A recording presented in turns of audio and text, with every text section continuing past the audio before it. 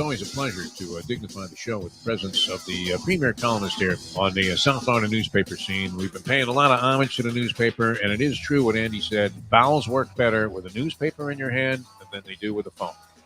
So I'm still inclined to pick up a physical copy of the paper. It's a highlight of my day. And we welcome one of the distinguished newspaper men of all time, Dave Height, to the program. David, how are you, my friend? I think that should be our promo now for the Sunset. Bowels work better with the newspaper in your hand. I can see that on buses going by through the city, can't you? A fat old Jew on the toilet, just refusing to let the old habit die.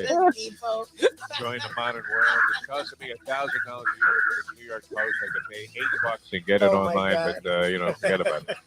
It's just the way it is. The time. Wake up with Defo, joined by Lubie. Welcome to the Defo Show.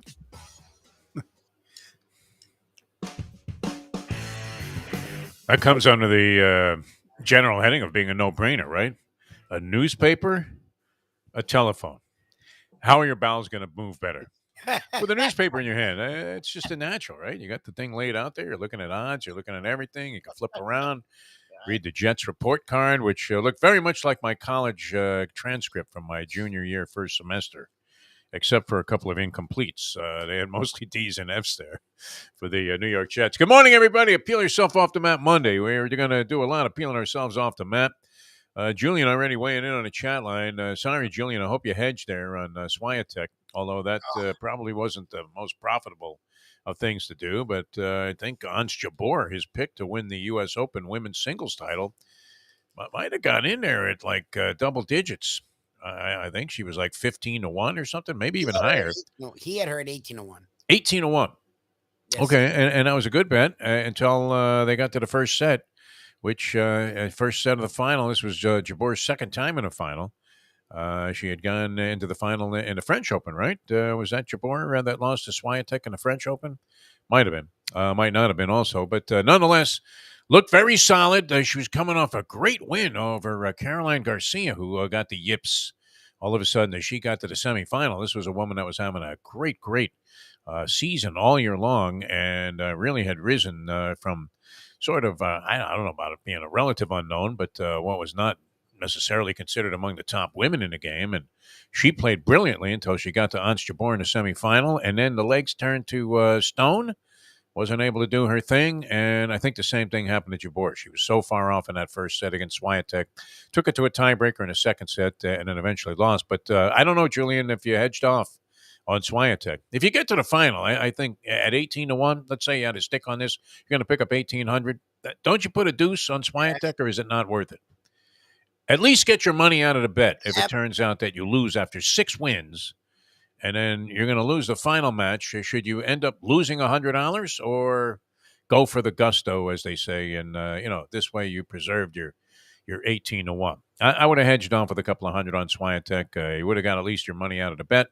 And unfortunately, you didn't get that great of a run for your money. There was a moment there, right, when it got to 6-6 second set. You're thinking, it could happen.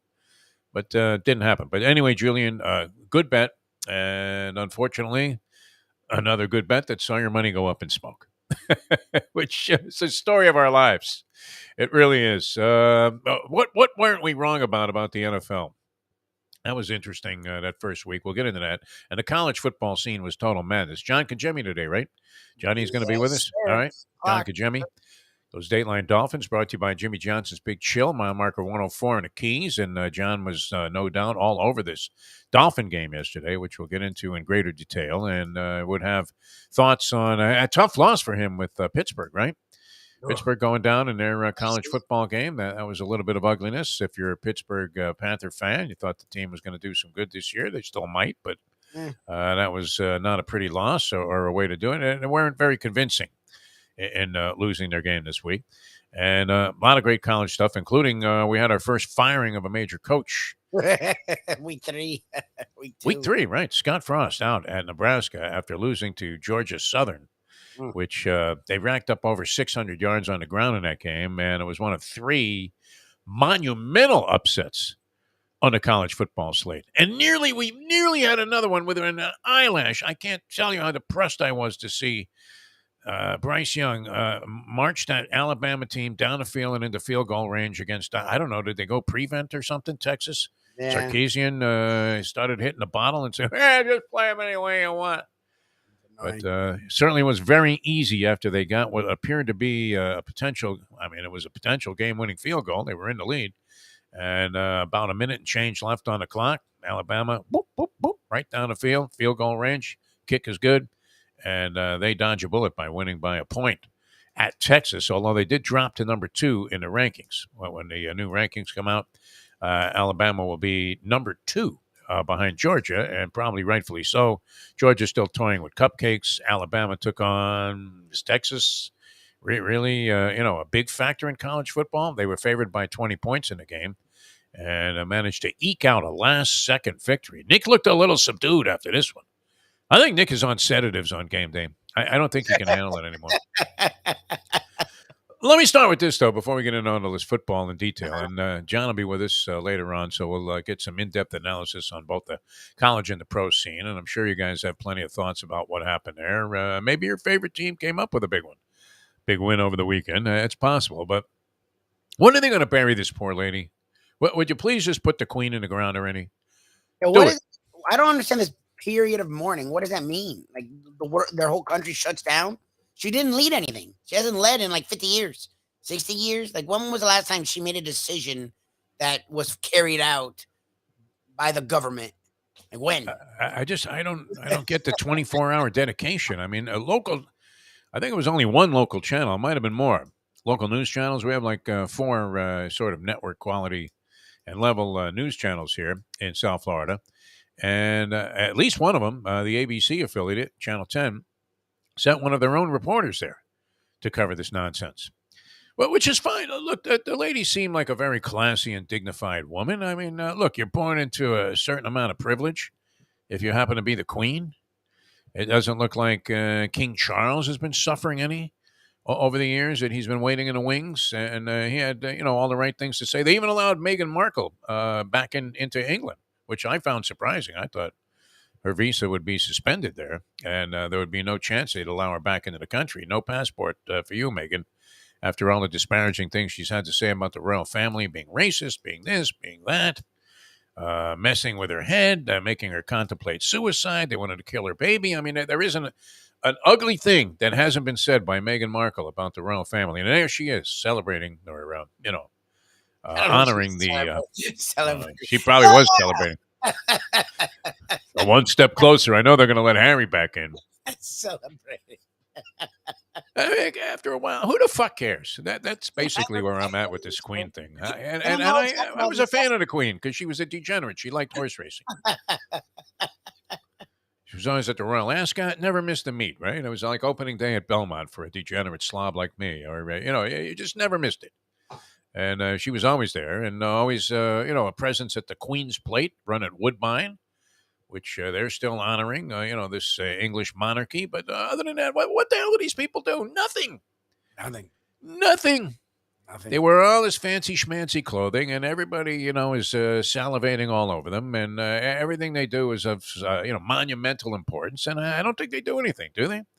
Nice old lady, right? If she was living next door to you at Century Village, you would have thought Queen Elizabeth was quite a fine neighbor, no? Still coherent almost to her, I think she was coherent to her dying day, to be admired. Made it to 96, and I don't mean this in any kind of, disparaging way. A lot of people are going to look at me and say, well, what an asshole, Defo. You're in a Deadpool, and you really don't have any regard for life. But that's not it. It's just a 24-hour coverage of the Queen being driven. And I said this, when I saw on with Mike Mayo on the Lunchbox there on Friday. When I heard that they were assembling at Balmoral, I thought, wow, that's great. Well, that's my kind of family. The royal family is going to a harness track in Chicago to honor the life of, what appeared to be a very lovely and, as I said, dignified woman. But how hard is it to be dignified when they are spoon feeding you caviar, for breakfast every day? All right? You don't even have to dress yourself. They've got clothes laid out for you, everything, 16 people taking care of everything you do, all paid for by the state. So not a bad situation to be in, but I think it's a little overkill with the funeral stuff, isn't it? Yeah, they're in a mourning period. I don't even know what is it like. So they sit Shiva. I didn't know that the Brits did. I've never heard of that before. Like, Well, what are they doing with the body? I mean, is that just rotting in a casket? I don't get it. What the hell? Is the body even in there? I mean, I it's don't sort of gross when you think about it. Shove that box in the ground already, and let's get on with it. What are we doing? She was 96. It's so sad. She's 96. Good for her. That's a great Yeah, number. it's a big number. I'll take it right now. God, 96. I'll Give me take 96. 96. I'll be stoked. Gives me 25 more years to fuck Right. around here on this planet, which would be great. Might be enough time to even get it together again one more time for a big push professionally and see if we can't make some real money here and really enjoy ourselves, Lubie, and not even have to worry about our gambling budgets anymore because we just have tons of money coming in from FanDuel and DraftKings and all of these places Oh my that God. we intend to do business with sometime in the very near future, if not sooner. All right. Yeah, it was great. Dolphin game yesterday. What do you think, Lubie? I mean, Tua suspect second half. The Dolphins do get a defensive score. So of their 20 points, 7 of those came on a sack fumble of Mac Jones, who you think is not a very good quarterback. And I don't know that he did anything. I don't think the Patriots really have a very good team. This was one of our best bets on the day, Miami Dolphins. So we avenge a previous pathetic opinion about the Los Angeles Rams being surprising underdogs to the Buffalo Bills at home, defending their Super Bowl championship. Should have thought more about that, but at least we're 1-1 now because we did tell you that it seemed ridiculous that the Dolphins were only 3.5-point favorites. They could have won that game by 30, 35 points just as easily. They still held the Patriots to 3 points. They got the 3 points, on their opening drive, and then that was it. That's pretty much it, wasn't it? They moved the ball a little bit early in the game. A couple of drives I watched, I was thinking, they're sort of having their way running the football right up the middle against the Miami Dolphins. Early. And you thought this defense might really be suspect, but they held very well. A couple of big plays. The interception stopped the drive early on when Mac Jones went deep into the corner, and ball was tipped in the air by Xavier Howard and then picked off. That thwarted the Patriots' momentum early in the ball game, and then the Dolphins answered back. Tua looked pretty good to me in the first half, not terrible. And in the second half, he really didn't do much to inspire anybody. So the questions remain. They go to Baltimore next week. They're 1-0. Everybody was speculating, well, geez, look at this schedule. They're going to really have a tough time. If they can go 2-2 in the first 4 weeks, they're really on their way. Yeah. Well, they're well on their way to going 2-2. Yeah, They have to win one of the next 3 games. And the next week, coming up on Sunday, they're going against the Baltimore Ravens. I don't know. Will that be more of a test? The cliche in college football is that teams improve the greatest amount between week 1 and week 2 of the regular season.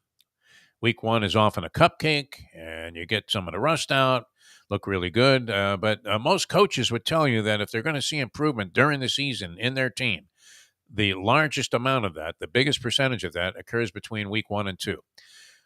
Is that also a cliche that's applicable to the NFL? Is it possible that Tua shakes off all of this stuff and gets really good before he goes in against the Ravens, who are quarterbacked by Lamar Jackson? And Lamar Jackson, did he really turn down $290 million? What if they decide that it just isn't worth it at the end of the season? If he has another kind of year where, he looks good in spots but looks horrible in others? I think that's gonna be heard fun? 250 and 180 million guarantee, which I think is, if not the highest number, it's up there. He just Watson got a lot of money for being a pain in the ass, so he wants the money Watson got. And look, he's done more when it comes to success on the field than Watson. Watson hasn't won an MVP. Who would you rather have, though, as quarterback? Watson or Jackson? The problem is, I don't know if Watson's troubles are behind him. That's my thing. At least off the field, Lamar Jackson's had no problems. My question is, and a lot of people still like Lamar, and look, a lot of it from the outside looking in, he's carried their offense. They really haven't given him too much offensive talent. But I also think that's because he wouldn't work with more offensive. Like, I think his game is predicated on running the ball and playing off of his running abilities. And in the playoffs, they don't let him do it. We've seen that now a lot. Like, that's literally what we've seen. Whenever he plays a good defense that's disciplined, he's average in the playoffs to bad in the playoffs. And I think the Baltimore is honestly admitting that. And I don't know how much. Look, you're going to win consistently with him. Will you win big with him? I don't know. And people have to tell me, oh, you're wrong. I'm not saying he's a running back. I'm not saying he's not a quarterback. I don't know if you're going to win big with him. I just really don't. I don't see him making plays from the pocket, which has been his issue going back to Louisville, and it's still his issue now. Yeah, when I made him throw the ball, he made some very weak Yeah, and exactly. questionable throws. My lasting image, even though the guy's been terrific and a very exciting player, very athletic player, and a guy with local ties, right? Isn't he from West Palm Beach? Oh no, he's from Lamar Deerfield. Jackson. He's from like Deerfield. All right, Super so played here in South Florida, in a local area. Reason to root for the guy. Seemed like he made a very good account of himself. Like you said, no off-field difficulties, and a guy that really blossomed into being considered one of the top quarterbacks in the game, even though that type of quarterback was not necessarily perceived to be the ideal. It became that, and I'm not sure that it remains that. The guy that can scramble first and give you a lot of yards on the ground, but doesn't really have an exceptional throwing arm. And when the pressure's on and he has to stay in a pocket, as you said, Mike Lubitz, man, you're almost like this Greg Cosell guy now with the stats and the details. But, we watched him play a couple of feeble playoff games where he actually hurt his team more than he helped them. And that's not necessarily a characteristic that you want of a guy that you're going to give $300 million to if you're the Baltimore Ravens. Now, are they committed to him beyond this year? You would think they would have been glad to sign him if he was agreeable, and the terms certainly to the average show out there like you and me sound more than satisfactory. No, right? Somebody comes at you with $180 million guaranteed and, potentially to make $290. I'm probably taking it to play a little football and go out there and lead the Ravens. Now, I don't know why. I keep thinking, is the Ravens defense that good? The Ravens would be favored, I would imagine, over the Dolphins. Ravens 4.5 over the Dolphins going into this game. Yeah, it's a home game.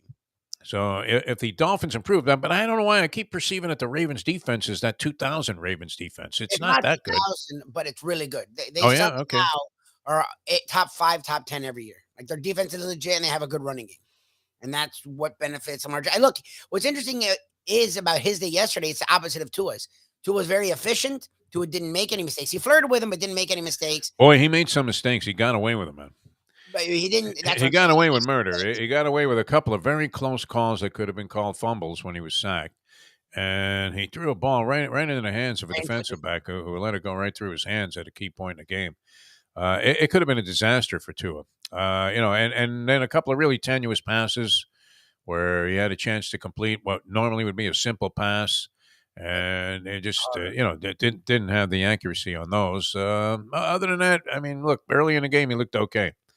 And then as the game progressed, they started to look more and more like the vulnerable Tua that we've been discussing. And we're really Dusty Springfield with Tua Tagovailoa, are we not? Wishing and hoping and praying that it works out, because if it doesn't work out, you got Justin Herbert taking number 6, and you're going to hear it the rest of your life. To your graves, people, you're going to hear about Justin Herbert. And what an organizational blunder this was, of the magnitude of losing the coin flip for Kareem Abdul-Jabbar and ending up with Neil Walk, as happened to the Arizona, the Phoenix Suns, right? Neil Walk, tragic ending to his life there. Checked out the hairiest back in the NBA, other than Paul Mokeski. Neil Walk, that's his only distinction, unfortunately. Had the mullet there. Didn't he have a mullet? Neil Walk, coming out of the University of Florida. Yes. We were all rooting for him to do well, but it was no Kareem. You would have to say that's a fair statement early on a Monday morning, on a Peel Yourself Off the Mat Monday, that Neil Walk was no Kareem Abdul-Jabbar. There, you heard it first there. That's a hot take. If you hear that on First Take with Stephen A. Smith today, you know what I realized today? Neil Walk was no Kareem Abdul-Jabbar. You hear that? All right, Steve.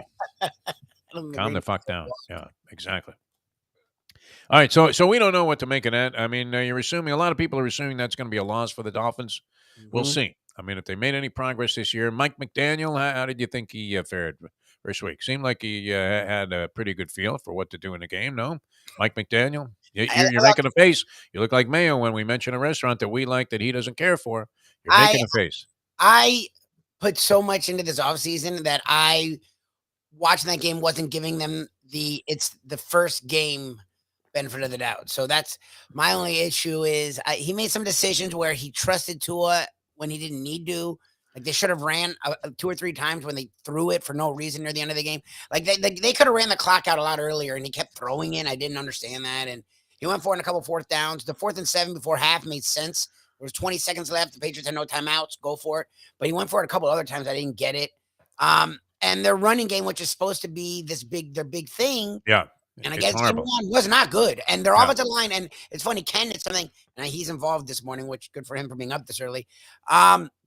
He's been harping that, they brought in Armstead and Williams, but his backside is the right tackle. And one of the worst offensive linemen in the NFL is Austin Jackson. And he's hurt now, too. Yeah. Well, exactly. So you have him, and then his backup couldn't be better. So as much as they improved the offensive line, they still have major deficiencies, and you saw it right up the middle and to the right. He was getting hammered all game long, and he's not handling the pressure well. Like, as a guy that was a good scrambler at Alabama, I'm waiting for him to scramble. Like, he doesn't leave the pocket. He runs right into a brick wall, man. Doesn't tuck and run. He's Joey Chitwood, man, the thrill driver that used to crash cars just into a wall and then do a commercial for like some coffee or whatever it was that he was selling. And the old lady used to pack him a lunch every day, probably figuring he was never coming back, right? Yeah, here you go, Joey. Have a nice day at work. But he runs right into the guy. I mean, he has a habit of doing that. Fran Tarkenton had that ability to run around like a maniac for hours and then throw the football. Tua doesn't really show that. And Anthony's pointing out on the chat line that Tua's numbers were better than Herbert's. Oh, not yesterday. Okay, the reality is Herbert sucks in the line looks fine. It's very deceptive, this stat line on Tua Tagovailoa. Tua's fine. Tua gets the job done. He doesn't get in the way. He had one stupid-ass pass that should have been intercepted. He had one time where he almost fumbled, but he didn't. Or he fumbled and they recovered it. Like 2 times where he was hit as he was supposedly throwing the ball, and he got away with it. And neither was called a fumble. So it could have been worse. The stat line, this shows you how stats, can be very deceptive. Guy's 23 for 33, 270, a touchdown and no interceptions. And yet you weren't overwhelmingly impressed with Tua Tagovailoa, especially if you just watched the second half. You would have thought, who the hell is this kid at quarterback? If they could get rid of him, they'd be in business here, because Tyreek Hill and Waddle looked great in the ball game, and we thought that was going to be the case. Raheem Mostert, Brett Tessler's client, had a really nice play. And yet it wasn't overwhelmingly involved, was he, Raheem Mostert? Had that run where he looked like just the toughest thug. I mean, it looked like Marshawn Lynch running the ball, only with speed. And it was on a passing play, so it wasn't credited to the running stats, even though he got the ball on a little dink pass out of the backfield. But anyway, a victory nonetheless for the Miami Dolphins on a day where a lot of strange stuff happened in the National Football League. Is that a fair statement to introduce every week's results in the NFL? A lot of strange stuff happened on the NFL gridiron. Let's go to the highlights. All right, you had this crazy game with, what was that, Pittsburgh and Cincinnati? My God, did you see that thing? I was watching a lot of that ball game towards the end there, and the professor pointed out on the college grid that the root of all evil seems to be, and at the very bottom of all hideous losses to the gambler is a kicker that you would want to strangle. Now, in the colleges, the kickers are very inconsistent. As professor also pointed out, there probably aren't enough kickers to go around, so all 120 some odd teams have a really good kicker. That's just not happening. There aren't that many kickers around that can consistently make field goals under pressure from long distance. But the kicking game was very much on display. How about Cincinnati comes back with no time left on the clock, Lubie? Did you catch this? And gets into a 20-all tie, I think it was. I think that was a score. But anyway, they get into a tie, and they're kicking the extra point. And much like happened in your Florida State game, the extra point attempt is blocked, and now they have to go to overtime. The guy from Pittsburgh had a field goal try from like 56 yards that I have never heard a more heavily sounding doink than this one made as it hit the crossbar. Cincinnati had missed an extra point, I think, earlier in the ball game, and then the guy misses from 29 yards out in overtime. And the Steelers get a chance to kick a field goal with like almost no time left in the game, or in the overtime period, and they make one from 53 yards, I think it was, and win the ball game. So that was kind of wild, with Cincinnati tying the ball game up in the final seconds. There was no time left on the clock, I think, when Chase ended up scoring a touchdown. Indy and Houston, that was weird, wasn't it? Houston's way out in front. They were a home dog that covered. There was another one, Lubie. I think that might have gone about even Steven, the home dogs. It wasn't an all or nothing, but it was more than I thought would have. Like I didn't think the Bear. Like I don't know Who what figured happened. the Bears? I mean, how They bad just is sucked. this Trey Lance? I mean, was that one of the biggest mistakes in the history? They may as well have drafted Chris Washburn or something. This could be one of the biggest busts in draft history. All Dolly Parton. The guy just doesn't look very good. What's he doing quarterbacking a team? How long before they go to Garoppolo? That's actually the funny speculation. Is all offseason we heard how great Lance was, and out of nowhere they re-signed Garoppolo. In the last 2 weeks, all I've heard is, They "Well, need him. Yeah. they may be playing him." What the hell? Why wouldn't you? I mean, this guy didn't do anything to lose to the Bears and handily. What was that? 19-10. It was a double. It was almost double digit. I mean, it was a definitive. My God. The Chicago Bears at home. Atrocious weather conditions, though. I think that game must have hit the under. Yeah, it did. 29 points. That was my one move I was going to make. I saw where they went around the horn there on ESPN in the pregame, setting up, what do they have, like about 4 hours on the air where they set up the games? And they went to Chicago, and the woman was literally standing there in a monsoon. It was crazy. So, you're thinking to yourself, it has to be an under, right? I mean, when you give the advantage to the defense in those situations, I always thought under really horrible conditions, the offense had a big edge because you know where you're going and the other guy doesn't, right? Didn't you like playing in the slop, Lubie? Did you play football a lot of times in the slop? I always felt like, hey, this is like a gift if you're playing like wide receiver or something, because it's going to be impossible for defensive backs to shadow every move that you make. And the under, though, appealed to me greatly in that ball game, and that would have been an easy cash. Of course, I didn't bet a dime on it because I'm fueled by my own desire to lose money. So that was a wild one. New Orleans, Atlanta, another wild finish with your boy Jameis coming through. Can I say your boy Jameis? I mean that because I use your boy as an affectionate term. But I love Jameis. It's okay. your man Jameis coming My through. buddy, my guy. Yes. Don't It's want to fine. get anybody upset here. Oh, Philadelphia and Detroit. Detroit covers as a a home dog. Detroit was a home dog in that game, and they got within I think it was 4.5 or 5 even. Philadelphia was favored by, and so they got within 3 and ended up in a push there. A lot of crazy games. Minnesota over Green Bay, as we talked about, that annihilation was a surprise. Kansas City, we were concerned that maybe how good are they going to be without Tyreek Hill? The answer, very good. yeah. Well, it made sense. See, that's the thing is I wasn't with you. I talked with this guy from Sports Illustrated last week, and I said people are concerned about what Adams and Hill will mean. I wasn't worried about the Chiefs. The Chiefs had a lot of talent, and then they brought in Smith-Schuster and Valdez-Scantling, and Kelsey can be a one. They had enough talent where I think they'd recover. The Packers are the ones that scared me because you had no one and lost Adams. What are you going to be now?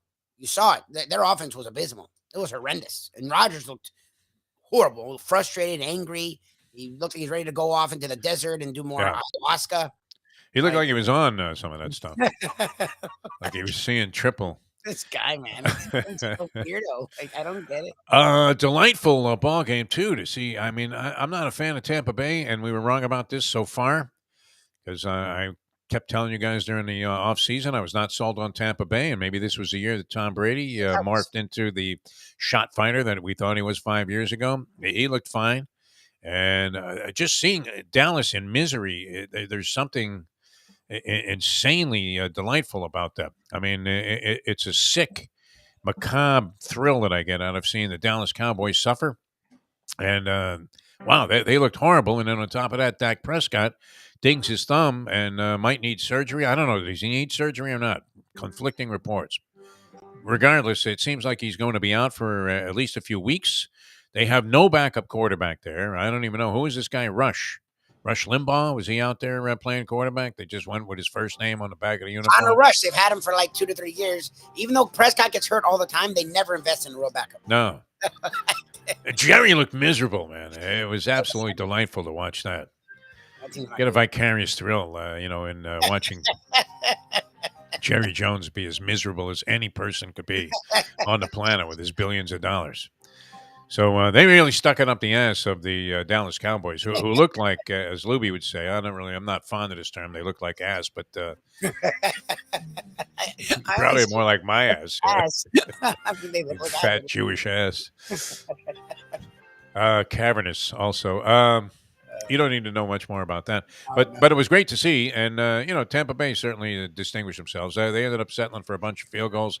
Guy even missed like a short one, so they were in field goal range for 5 viable field goals, and a couple of those could have been TDs. Only scored a 1 touchdown in the game, covered a point spread, buried the Dallas Cowboys, and the Cowboys getting off to what you would hope to be a very poor start. Should be proliferated by the fact that they have no quarterback going into next week's game. Whoever they're playing, you would have to think that the Cowboys are dead meat, which how much better could it get? A 17-week season now, a 17-game season, and the Cowboys are assuming are already going to be out of it. That's fantastic. Oh, they play the Bengals. And Burrow needs to recover. That was a horrendous. I still don't know how that happens. Is how do you have, as a quarterback, 5 turnovers and still they should have won the game? Like, they really should have won the game. Well, I mean, the guy's kicking the extra point. It's insane to think that he missed that. I mean, blocked again. Same move too. I mean, we ought to get Mike Westhoff on the show to talk about this, where they have a guy kind of out very wide, and somebody is out there to protect against him getting a free shot at the ball. And then an inside guy slips in between there and gets the block. That happened in the Florida State game. And that's exactly the same scenario there was. I mean, almost the exact same replica of it, that play in the Pittsburgh game, as Pittsburgh blocked the extra point attempt by Cincinnati with no time left and went on to win the game late in overtime. That was pretty amazing. All right, so a great start to the National Football League season. Our man Carlos Alcaraz came through. Wow, a star is born. He went through those 3 5-set bloodbaths, 2 of which were just absolutely classic.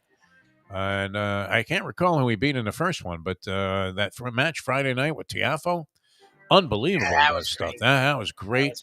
Tremendous drama. I mean, I thought that was one of the best tennis tournaments I've ever watched. And I watched those slams pretty much all the way through because I'm home in the afternoon and nothing like turning on the TV and seeing top-notch, scintillating sporting activity. These guys are hitting the ball so hard. I mean, it's unreal. And then to have like 20-shot rallies with the ball being hit at that pace and the court coverage and all of this stuff. And Alcaraz at 19 wins the slam, becomes the number 1 player in the world. That was great. And as Casper Ruud gave a very good account of himself, he was within an eyelash of winning this thing also, as were Sinner and Tiafoe. So great, brilliant stuff on the men's side. The women were a little bit flat for me. The Serena story overshadowed what was going on early in the tournament. You did have some excellent matches, but wow, when the big money was on the table there in the semifinals and the finals, it seemed like somebody froze. And the winner was not necessarily at the top of her game, but it was good enough to take advantage of the fact that the other woman, whoever the opponent was, in this case it was Jabeur in the final. It happened, as we said, with Caroline Garcia in one of the semifinals, that they were just so off that they couldn't help but win. And so that wasn't as compelling as the action on the men's side, where Alcaraz created all kinds of drama. Literally, they were tearing the roof off the building on a couple of these points. So exciting. It was amazing. And as Casper Ruud probably, will go relatively back into obscurity, even though he's made 2 finals so far this year in Grand Slam events, and would have been the number 1 player in the world had he prevailed in this match with Alcaraz. But Alcaraz just so sensational and a fan favorite that it was good to see him win a breakthrough and a changing of the guard and what looks like it's going to be a very, very high level of tennis for a long time to come. I think the only guy that can really consistently threaten Alcaraz would be the Joker.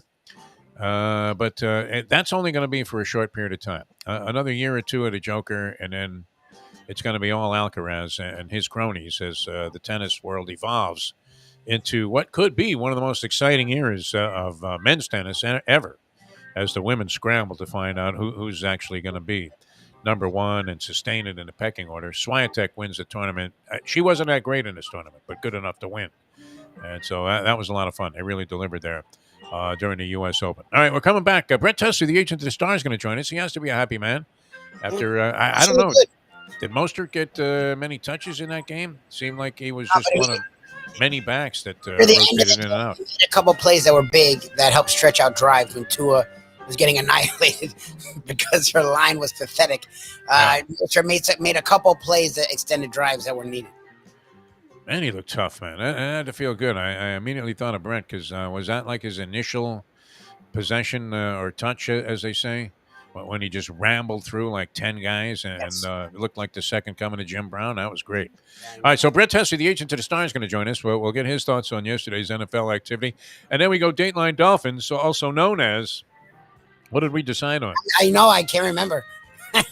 John Congemi's What was Pigskin it? Picnic? Well, it was something like that. It was pigskin something, and I can't Pigskin remember. Playbook? Pigskin playbook. I think. Yeah. Was I it really Pigskin Playbook? I don't know. I can't remember. I haven't been calling it. I didn't even call it Dateline Dolphins because I knew we changed the name and I can't remember to what. Dateline Dolphins sounds too restrictive because the guy's going to talk about the whole league and, obviously Football as concentrate well. on I love talking the college. local team here. But and college football, he's expert in that. So anyway, John's going to be with us from 8 to 9 today, brought to you by Jimmy John's Big Chill. That's mile marker 104 in the beautiful city of Key Largo. We're going to tell you about Hialeah Park and what's happening there. Fantastic. 35 dimes somebody took down the other day. Nice. Another gigantic jackpot on this Royal Reels. My God. Now, I actually went to the Hard Rock on Saturday night to see Amy Schumer. Had some freebie tickets offered. Yeah, it was all right. I'm not the biggest fan of Amy Schumer. I'm not gonna lie. I'm not trying to be sexist. I don't find her that funny. To be brutally honest. I would agree with you. She was okay, but it wasn't hilarious or anything. And she was only up there for like about an hour, maybe tops. They had a couple of other comedians who I'd never heard of that were on before her. We got in there. Well, we had heard that she doesn't really start till 8:30, so we didn't rush in there. By the time we sat down, nice, beautiful arena. Can you believe this was like a cigarette stand in a trailer? I keep thinking this. Like crabgrass and a cigarette stand and, some guy that, looked literally like he had been sitting in the same position for 100 years, was unloading, cigarettes that you didn't have to pay tax on because they were unmarked. Unlabeled, even though, I know, I assure you, these are Winston's. It's like, okay, chief, I'll I'll take them. Yeah. And the carton was like $2, but and they had a little bit of bingo going on. And now, my God, Lubie, this place was packed like any casino I've ever been in. I know they had a show going there. I couldn't believe it. $40 to Valet Park. Really? That's where I don't care if I'm going to lose 300 playing, 3-card poker. I ain't paying $40 to park a car. When it takes forever to get your car, like to get your car from the Hard Rock, it's forever. Oh my God, you're there. Mustang, was fearful. She said there had been some crime activity in the parking garages there. No? I would think they could easily ramp up security at the first sign of an incident, no? With the money they're raking in. What kind of money are they raking in? All of the restaurants packed. Oh, yeah, everywhere. Every bar packed. Young people, old people, local people, out-of-town people, people from Europe. It was amazing. Yep. Never seen anything like it. I used to spend a significant amount of time out there when I was doing these boxing matches for the Warriors boxing people, and they were staging a lot of like pricey events there at what was a small version of the Hard Rock Live, which now is like a theater worthy of it's great.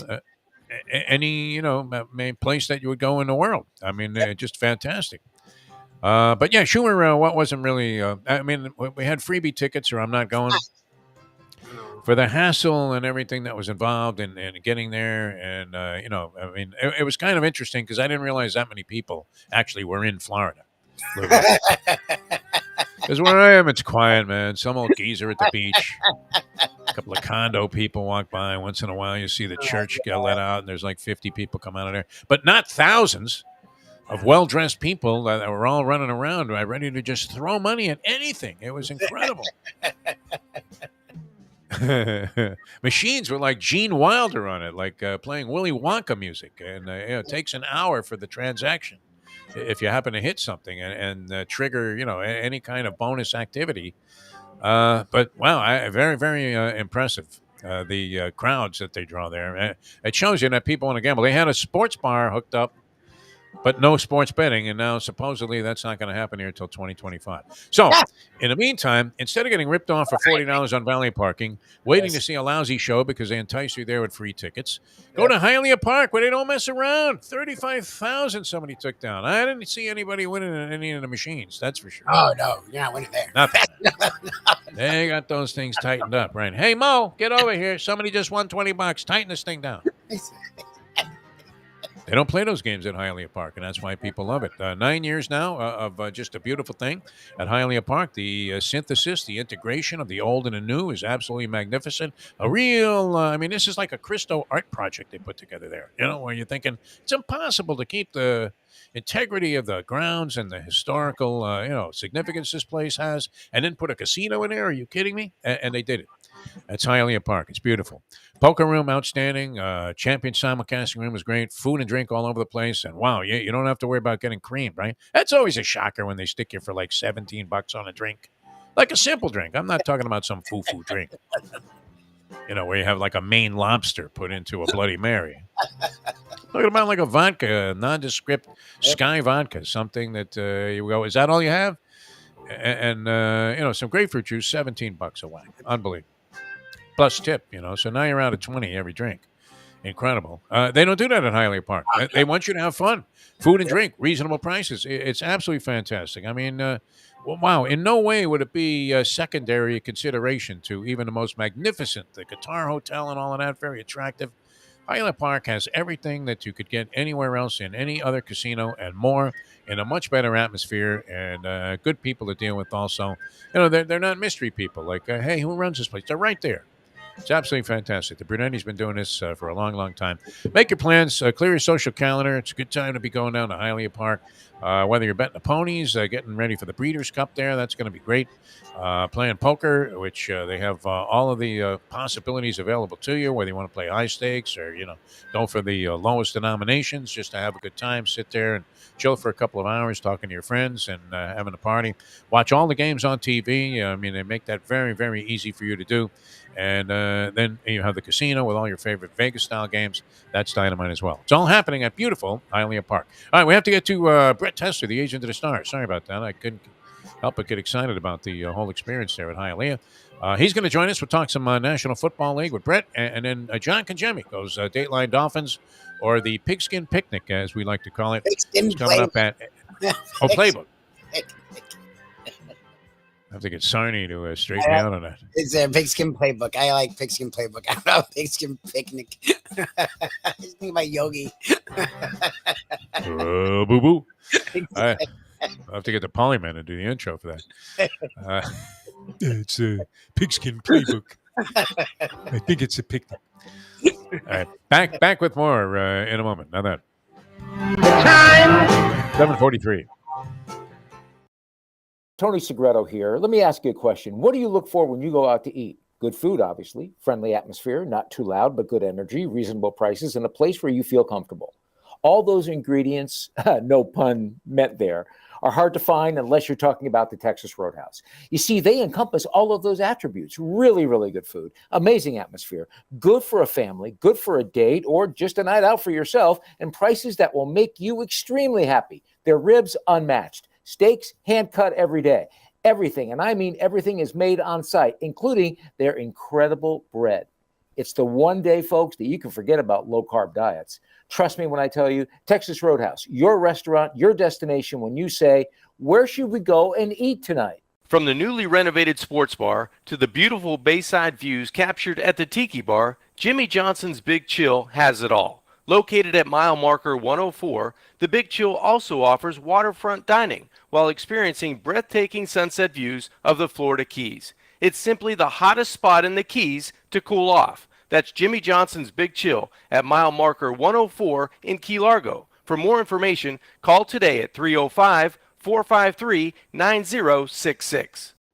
The simple pleasures of this job, the way a stadium sounds when one of my players performs well on the field, the way we are meant to protect them in health and in injury. Less, more attention, caring for them, caring for ourselves in the games too. The agent to the stars, the one and only Brett Tessler. Welcome back to the show, the Defo Show here in South Florida Live. Great to be with you. Peel yourself off the mat Monday, and we have a lot of NFL activity to discuss here. And always great to welcome this gentleman to the program. I thought of him as Raheem Mostert busted that play. A little short dink pass. He turns it into about a 15-yard gain and muscled his way through it. Also displayed tremendous speed. You thought, wow, the knee is okay. And this man has to be a happy man. He had to be leaping out of his chair when that took place there. I'm so happy for this kid. We welcome to the show the agent of the stars, Brett Tessler. And Brett Tessler's appearance brought to you by a Will and Trust attorney and the law firm that is headed by one of the greats of all time, and that would be Mr. Michael D. Weil. Brett, how are you, my friend? Doing great, guys. Thank you. Morning. Good to have you on the show. I mean, we were waiting for the NFL to get underway. Of course, college football had already experienced a couple of weeks of action, but they certainly delivered. I mean, it was worth the wait, I would have to say. Your general thoughts about the return of National Football League activity in week number 1, Mr. Brett Tessler. Yeah, every year, Dee, it feels surreal that it's finally here. Just because the average fan, the difference between the NFL and other sports is when the NHL season's finished, you don't really hear too much about it until the start of training camp the following year. The draft isn't a big deal. Free agency, is a blip on the radar. Other sports, baseball, don't really hear a lot about the draft. But with football, there's always so many story-worthy things that happen throughout the 8 or so months of the year that we're not playing. And so it just really keeps you busy as an agent. Later in the season, you're recruiting. And then, once you've got your players, you're getting them prepared for all-star games. And then you're getting prepared for the draft. And then you're getting prepared for training camp. And then in time, the preseason comes. And then the following season. So it's a really, really long process that a whole lot of work goes into. And so once you can actually kick back and see your hard work paying off, in dealing with a guy like you mentioned, Raheem Mostert, knowing what he went through last season, getting injured in the first game and having a very long and serious rehab, that's something that as an agent, I mean, you're right there with him there and you see the patience that it takes and the sweat and the tears that goes into him getting himself back to be ready to do what you see him doing yesterday. And so to actually get a chance to see it, it's a very emotional feeling. It's very rewarding. And, the reason why I became an agent is because like everybody else out there, I'm a huge fan of NFL football. And there's nothing better than getting a chance to finally kick back and watch that opening week. Well, and it's funny, Defo said it because it's literally where my head was. All I was thinking was, I know when it comes to Raheem, look, with all your clients, you're right there with them. But I know Raheem, you've been with a long time, and there's been a lot of back and forth. And last year was supposed to be a huge year for him. And then he has that sort of tragic injury, and he fought back, and the Dolphins gave him a deal to work with a guy that he's had a lot of success with. So it seems like a good place for him, but we haven't seen him. And then you saw him. They even talked about it early in the game. Archuleta said it's got to be great for Mostert to get involved this early and really feel a hit and feel a cut and feel an acceleration. And he looked good. All I was thinking was, I feel like Brett Tessler can now exhale. Like, how was that for you to see him get out there and finally just to get over that injury? And he didn't have great numbers, but he had some flashes that gave you an idea what he could be. Oh, well, I mean, for one, obviously, aside from seeing him out there doing good things, and clearly he was a valuable player for the team yesterday. The Dolphins won that game in many different ways. Obviously, the defense really stepped up when they needed to. That play, that strip touchdown was really the momentum changer there in the, second quarter, I think. Yeah. It's one of those things where Raheem, like you said, Lubie, I mean, we've worked together a long time. I've been with him since he came out of college, and it hasn't necessarily been an easy journey. I guess, 6 or 7 times he got cut early on and was bouncing around practice squads. I mean, I remember when the Jets let him go off their practice squad after like 4 days. And at that point, you're just thinking like, Jesus Christ, if you can't be on the Jets practice squad, where the hell do you go from there? And so, it's just one of those things. There's definitely been some highs, but there's certainly been some lows. And of course, injuries sort of play a factor. And it's, something that's just an unfortunate reality of the sport and the league that we play in. So, as one of those things where the injury he had was serious, but the kind of injury that if properly repaired and if given necessary time, which again, if there was any benefit to that injury happening last season, it's that it was in week 1. So we could get the surgery very early in the year. I think it was late September, early October. And it's the kind of repair where, again, if done properly and if given the necessary time, it heals 100%. It's not like other injuries where you're thinking like, well, will the guy come back and be 70% of what he was before? Or will he be 90%? In this case, it's pass fail. It's all or nothing. And obviously, you can see that he's healthy and he's in a good place here with someone like Mike McDaniel, where they obviously have a great history and a great working relationship together. And, again, it was nice to see him get used in certain ways. And, there's obviously some things that need to improve. If you watch the game, you could see it certainly wasn't a perfect game for the Dolphins, but you hope that the areas that need to improve on the team with time will. And, that's often the case if you want to use offensive line, for an example. That's a position where you can really only get so far throughout training camp and preseason games where starters aren't playing a ton. As the regular season goes on, that's where you'll really see the timing and the chemistry and some of these other things start to gel. All right, coming into the season, I guess you can go back a couple of years when he was drafted and had the hip injury. The Dolphins offense, I know you're a big music fan. I don't know if you remember the group Question Mark and the Mysterians, but that could have easily been a tag that you put on Tua and his mates there on the offensive side. We started to see some signs of life here and there over the last couple of years, but not enough to convince anybody that Tua was a sure thing. What impressions did you have of Tua?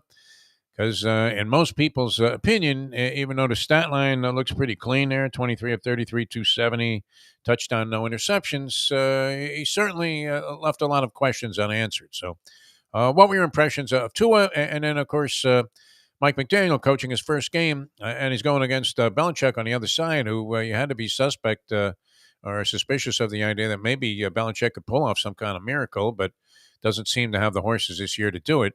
What did you think of the way that McDaniel handled the situation in week number 1? I mean, look, anytime you're a young first-time head coach playing against the New England Patriots and Bill Belichick,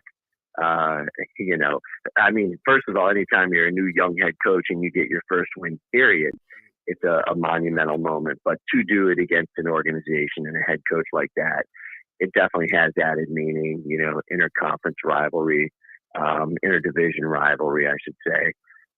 So it's really a big win and a big confidence builder. And look, the bottom line is this: while the game wasn't always beautiful and while the offense wasn't flowing exactly the way I think some people would like to see, like I told Raheem after the game yesterday, even the ugliest W is better than the most beautiful L. And so 1-0 is 1-0, and we'll see where it goes from here. And, as far as Tua goes, Steve, look, I mean, no quarterback is perfect. No quarterback has everything, except maybe someone like Mahomes. But other guys are a little more athletic and great runners who can also beat you with the pass. Other guys are just pure pocket guys who just have a rocket on just pure throwers. And when you watch Tua, I think we've seen enough of him now to know that he kind of is what he is. Is he ever going to be that stand tall in the pocket, rifle the ball 70 yards downfield like Justin Herbert? Of course not, because nobody really is. I mean, that guy like him's in the class of his own. But what Tua does is he can manage a game. He can do a little bit of this, do a little bit of that. And, you hope that if the offensive line really comes together and starts playing at a high level, Obviously, that'll only help him, and it'll only allow the other weapons to be more effective, which, again, comes back to Tua. The better the running game starts doing, then the better it is for Tua in the way that it gives the defense a little more to think about. So, again, as time goes on, I expect the team to play better and better. And again, if you could say at the end of week one that, we didn't play our best, or this unit wasn't, great, or this player didn't have the best game, or could have or should have done this. If you can say all those things and still say, we beat the New England Patriots, we're 1-0, I'd say you're heading in the right direction. You can appreciate this term being a boxing fan. I guess you could picture Chuck Wepner. I mean, I'm a little concerned that Tua doesn't evolve much beyond kind of a ham and egger, a guy that can give the champ a go for 14 rounds, but, eventually is going to succumb to the fact that he's not as good as some of these other guys. I saw a little bit of that in the second half here, right? I know it's a premature evaluation week one, but wasn't overwhelmingly impressed there. I still would have a lot to prove to me that this was a guy that you could be happy with over the long haul. All right, around the rest of the National Football League, anybody that was not sold on the Kansas City Chiefs? Yeah, go ahead, Brett. What were you going to say? If I could just say very quickly to what you just said, yeah, and that's what this season was always going to be about. And it's no secret that this is the year for Tua. And if he is going to be the long-term solution here, this is the year you're going to see that happen. And if he is the guy who's not capable of taking this team to where they're trying to get, now that you've got players like Tyreek Hill, you've got players like Raheem Mostert, you've got Jalen Waddle, you've got some of these other players. If he's the thing at the end of this year that clearly held the team back, then it's very obvious that the team will be exploring some other options. So, this situation will be resolving itself this season one way or the other. Yeah, I don't like calling him a ham and egger, but nonetheless, it could be the case. All right, what around the rest of the league impressed you? We saw Kansas City annihilate their opposition going against the Arizona Cardinals, who were supposed to be good. They just gave their quarterback all of this money, Murray, and did nothing offensively.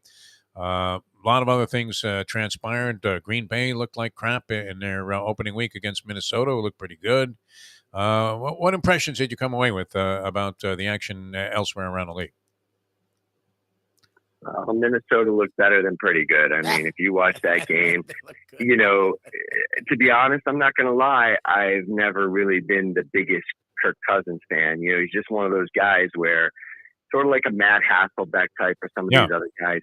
He's good enough where you can't move on from him, yet he's not transcendingly great like the great ones that can take a team on their shoulders and just win the big games and take their team deep into the postseason. So once Mike Zimmer ended up leaving, there was a lot of talk that now you're going to really see what Kirk Cousins could do, because Zimmer really held back that position and kind of held back the offense and played that old school, grinded out, difficult to watch style of offense and trying to win games defensively.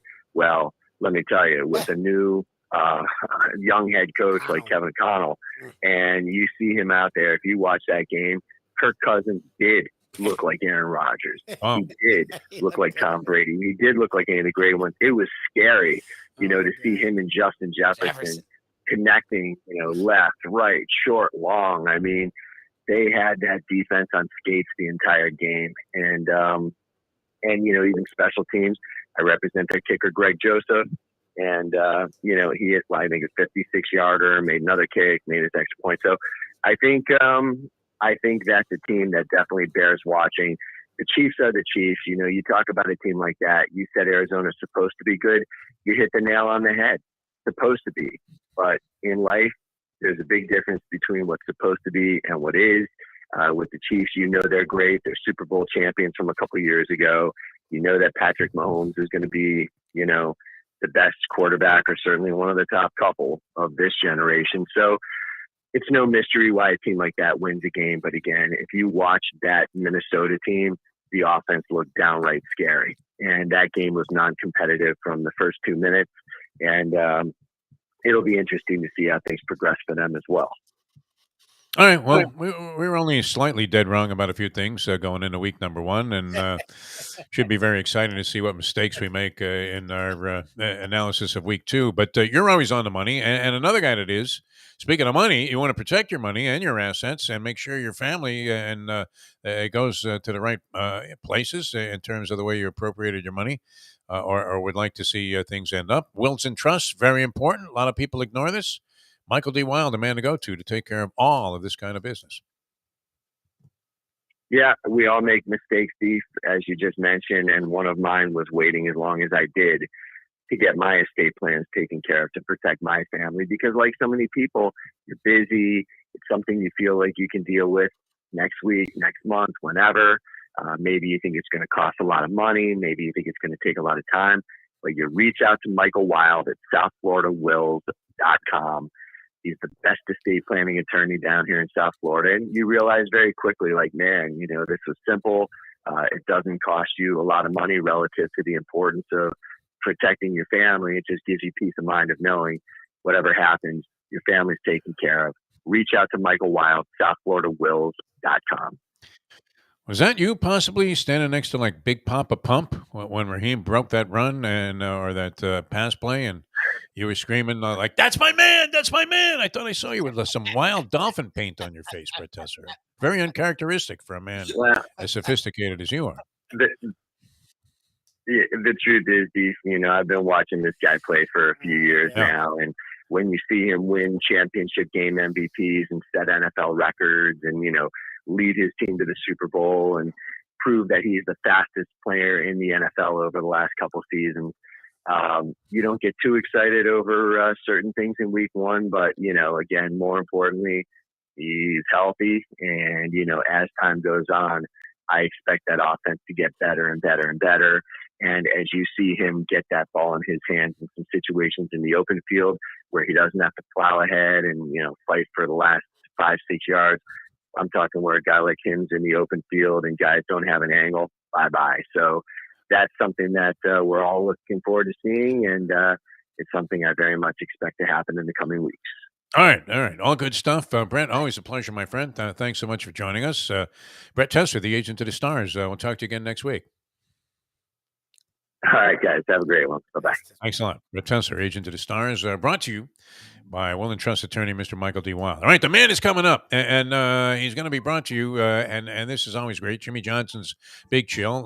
The great John Congemi, as handsome as ever, and he was all over this Dolphin coverage here in town, and, of course, has a keen eye for both college and professional football. And so Sarney confirms it's Pigskin Playbook was what we decided. Yes. It wasn't Pigskin Picnic? No. The Dateline Dolphins, would you agree, has to go for this show? I mean, you don't want to necessarily attach yourself to all shows, although it's appropriate that Jimmy Johnson's Big Chill has a sponsorship of a thing called Dateline Dolphins. It's fine. It's a lot of semantics here, man. I'm starting to sound like a politician here. No, I didn't say I was in favor of gun control. It's a guy's carrying like a machine gun. All right. We're coming back with John Congemi in just a moment here. It's always great having John on. Dateline Dolphins with John Congemi comes up in a moment here on the Defo Show. Now that. It's time. 8:04. In style at Champions, the outstanding simulcasting room at beautiful Hialeah Park. Yes, the grand old lady of thoroughbred racing has never been more vibrant, and you can wager on the races from the top tracks around the country while enjoying a cocktail at the Brass Rail Bar or any of the fine food served throughout the facility. If poker is your game, you're covered in style, and you can play all your favorite Vegas-style games, including blackjack, craps, and roulette, in Hialeah Park's sizzling hot casino. Get a player's card when you walk through the door for all kinds of generous amenities, including our favorite, free play, when you come out to the ultimate casino and entertainment destination, Hialeah Park. Hey folks, Tony Segreto here. Since day one, Catholic Health Services has been part of Old School. And since we've started letting people know about them, it's changed their lives. You see, Catholic Health Services, while being recognized as one of the top places for stroke rehab in the country, it's also about a group of people who not just excel in what they do, from the doctors to the nurses to the therapist, on and on and on. It's how they do what they do every single day that separates them from the pack. They do it with a passion, unmatched, and the inclusion of family in every step of the process. Trust me when I tell you this. If you want the best unmatched rehab with a special group of skilled, caring people. There is truly only one place, and that one place is Catholic Health Services. These days, we're all looking for comfort anywhere we can find it. Thank goodness for Landlubbers Raw Bar and Grill in the Plantation location, because they are making sure you are as comfortable as possible. First of all, they're not only open for delivery and pickup. All you have to do is go to landlubbersbarandgrill.com for both pickup and free delivery. Their hours have changed a little bit. Monday through Thursday from 3:30 to 10, and Friday, Saturday, and Sunday from 11:30 to 10. You're going to have the best wings in the world. You're going to have a great burger. You're going to have their amazing soups. Again, Landlubbers Raw Bar and Grill. It's nice and easy. Just go to landlubbersbarandgrill.com for both your pickup and free delivery. Thank goodness for Landlubbers for making you always feel right at home. Jimmy Johnson joins us here on the program, along with John Congemi, and it's Dateline Dolphins, of course. Leslie Visser, the lovely and talented one. It was always different. You had to know if it was Emmitt Smith, if you screamed at him, he was going to go into a shell. I wasn't going to get anything out of him for the rest of the day. If it's Charles Haley, he was going to get upset at me and maybe threaten me on my life. And I mean it. Yeah, but I mean it. And he could have done it too, I promise. But when he went into my office, he said, "Coach, just get on to me one-on-one. Don't do it in front of the other players." Now, Michael Irvin, I could cuss him like a sailor. And the more I cussed him, the harder he worked. From South Florida to the entire world, thank you to the iHeartRadio app. Here is Defo joined by Lubie on The Defo Show.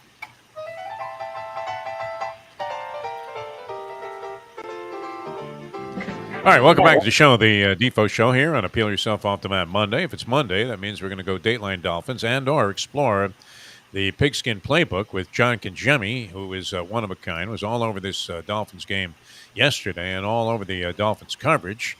Mike Lubitz, Jeff DeForest, and we welcome in one of the greats, quarterback at Pittsburgh, played professional football, and now one of the really astute analysts of the game. Long time, 20-plus years on ESPN as a college football analyst. We welcome in the great John Congemi, brought to you by Jimmy Johnson's Big Chill, mile marker 104 in the beautiful Keys City and location of Key Largo. John, how are you? You look good, kid. Thanks. It was fun yesterday getting to see a Dolphins win and an excited stadium, excited fan base. We had cars burning in the parking lot. Everything was going on at Hard Rock Stadium yesterday. But it was nice to see the Dolphins find a way to get a win over a team they should have beaten. Well, I was representing the great company JM Lexus, and one of the real mensches of all time in the history of life, the great Jim Dunn, who took care of me for a long, long time in terms of sponsorship of various programs. I was driving an IS 250 that I just taken off the lot, and I believe it was a Hurricanes football game, and it was at night, and the car was so quiet that I actually left it running during the entire game. As we were on the grass, you park on the grass there if you're in that lot right by the stadium. Who torched these cars, though? I mean, I would imagine something negative could have happened as a result of that. But how the hell did that happen, John? You have any the story is that someone put their barbecue back into their car after they thought it was, extinguished, and everything was going to be fine. And I guess 20 minutes later, half an hour later, it looked like the Pope was they had a new Pope.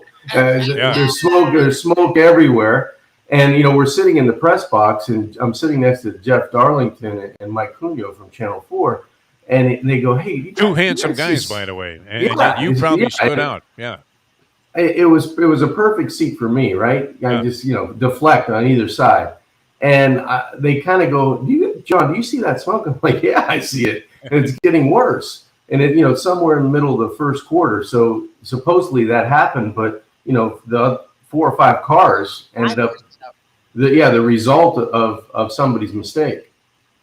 Were you worried that your car was in the vicinity? I mean, did you start thinking, well, where exactly is that in the parking lot? And where did I park? I kind of got my bearings right away going, that's nowhere near where I park, so I'm good. But somebody's going to be pissed when they get to their car, half in the bag. We won, we killed the Patriots, Bill Belichick stinks, and get to their car and they can't get home. There's just a spot where their car used to rest.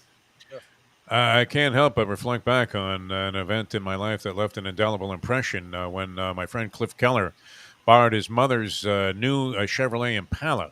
And he had just gotten his license. He got his license before my other friends and I did, because he took like some private driving course, and we were in like the regular driver's ed. So he borrows his mother's car, and we go to Roosevelt Raceway for the first time. And another friend of mine, and we were jocks, so we didn't smoke, but another friend of ours was in the back seat, smokes a cigarette. And I guess exactly as you described, there was a smoldering ash or something. Right. And we hit an exacta in the last race that night, and we were euphoric. I mean, we had made like $45 a piece, was a lot of money back then, on our $2 wager that we split. And we get out to the parking lot. We see this, just a stack of smoke going to the sky. And the only car out there was Cliff's mother's Impala, which was torched the first night. The first night that he's driving, he torched his mother's brand new car. And of course, I was blamed for this, even though I had nothing to do with it, except that was my buddy, and that was a degenerate cigarette smoker, right, who happened to be in the back, and he's reading the racing form and paying no attention to where the ashes were going. But no, that's an ugly feeling when you come out to the parking lot and your car is torched. Now Belichick was kind of torched in this game. The Patriots didn't really offer much resistance. What were your impressions? I mean, what was good and what was bad about what happened out there? I mean, as you said, any win, and Brett Tessler just said it, I think it's a cliche that's applicable. Any win in the NFL, doesn't matter how ugly it is still, it's what you're out to accomplish. And they're not easy to get. So you take them. It was impressive enough to me, except for the fact that I think Tua left a lot of questions open again in that second half, where I think he got away with a few there, Johnny. No? Well, he got away with a few in the first half as well. But let's talk about how we can break this down, right? So the Dolphins win 20-7, pretty easy win. Okay, the Patriots threatened twice in the ball game. Their first drive that ends up in a pick going the other way. Xavier Howard on Devontae Parker. Holland comes over, he snags the ball out of the air, so it extinguishes the drive early in the game. And then the first drive of the second half, where the Patriots go down, they put the ball in the end zone. It was a 15-play drive, 92 yards, over 8 minutes off the clock. And that was really all they did. They never threatened after that. And I thought the Miami Dolphins had control of the game. I thought the defense had control of the game, and the cheetah was the cheetah. I think this offense is going to go through him, and then you're going to find bits and pieces that are going to be fragmented off on certain games, where Waddle's going to have a big game, Mostert's going to have a big game, Edmonds is going to have a big game, Sherfield might have a big game. Mike Gesicki's not going to have a big game. That's one guy I don't think that's involved in this offense. I don't think he's going to be able. If I'm him, I'm banging on the door saying, if those trade rumors are true, get me out of here, because I don't look like I'm a part of this offense this year. But other than that, I think that's how the offense is going to go. I believe that Tua is going to get better, but the one question mark, you saw a couple offensive linemen go down. The Dolphins only ran for 20 yards, I think, in the first half.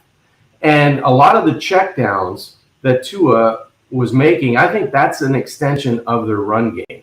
When you see the backs just kind of leaking out of the backfield, or little crosser routes or arrow routes that are easy to check down to with a lot of room because Waddle and Hill are moving people off the line of scrimmage, I think that's where Mostert and Edmonds are going to get the bulk of their yardage, and probably Gaskin, as the season moves on, he'll be part of that as well. But if they can't run it, watch the Dolphins start to check the football down. They're going to start by throwing the ball, and that's hopefully going to open up the run game. But with multiple linemen getting nicked yesterday, that's the concern you have. Defense was great. They got 10 points off of turnovers.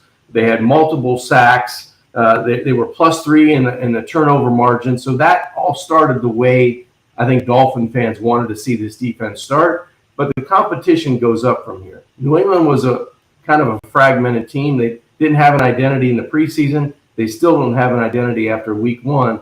Baltimore, a different animal. You know what you're going to get. You're going to have to close the net on Lamar somehow, some way, and do it like they did last season. But I think for, like you said at the top, Defo, a win's a win is a win. And the Dolphins got one in week 1, and now they can build on that. So watching that game, I was and I've been the Tua defender, but I was tough on Tua, tough on the line, and tough on Mike McDaniel's play calling. And a lot of people had to talk me off the ledge and say, look, it's not only game one, it's game one of an entirely new offensive system, game one of an entirely new head coaching like regime. And it's not like every year we had a new offensive coordinator, it's new everything. And that takes into account with the offensive line, with the running game, with Tua. And you have to take that into account. I said, okay, look, they still won by double digits. They took some chances. That felt like McDaniel was just trying to see what he could do with the game that was in hand. But it was frustrating from a fan standpoint. You always talk me off the ledge on both sides. How hard is it to get into a new system, and how long does it take? Because Chris Perkins last week talked with us about the offense will get there. It's just going to take time. And that's sort of what yesterday felt like.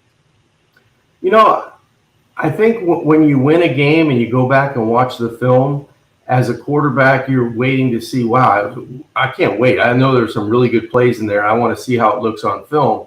And you kind of get put in your place when you sit back and go, wow, 2 plays before that, it could have been a pick 6.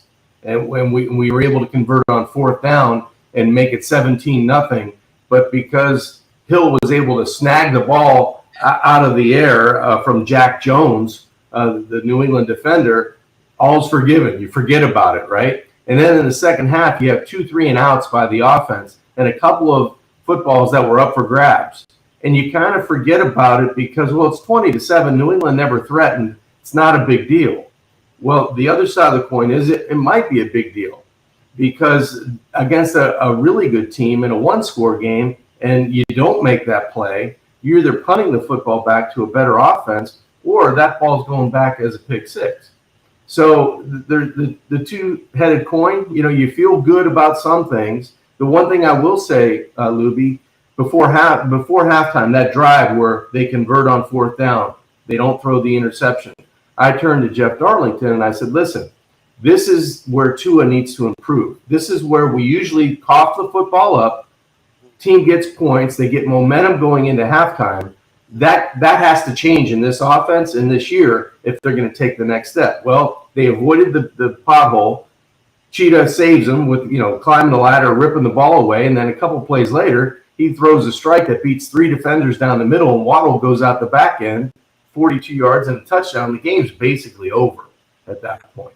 At least you feel like that if you're a Dolphin fan. 17-0, this team's not going to be able to generate 20 points, and you feel like you're going to get more points in the second half. So the good and the bad the good outweighed the bad, but you know, as a pessimist a little bit, or as a guy that's kind of going, how can I nitpick that there was enough there to itch, you know, the scar a little bit. Yeah, every now and then, you know, you lob one up there. I'm sure it happened to you while you were playing. It happens to everybody. And it happens to the yes. You get away with one, you know. I mean, you yes. just make a brutal mistake, and somehow the opponent or the other team, if it's an individual sport, they're unable to capitalize, and you get away with a couple of things. And I think Tua did in the second half of that game.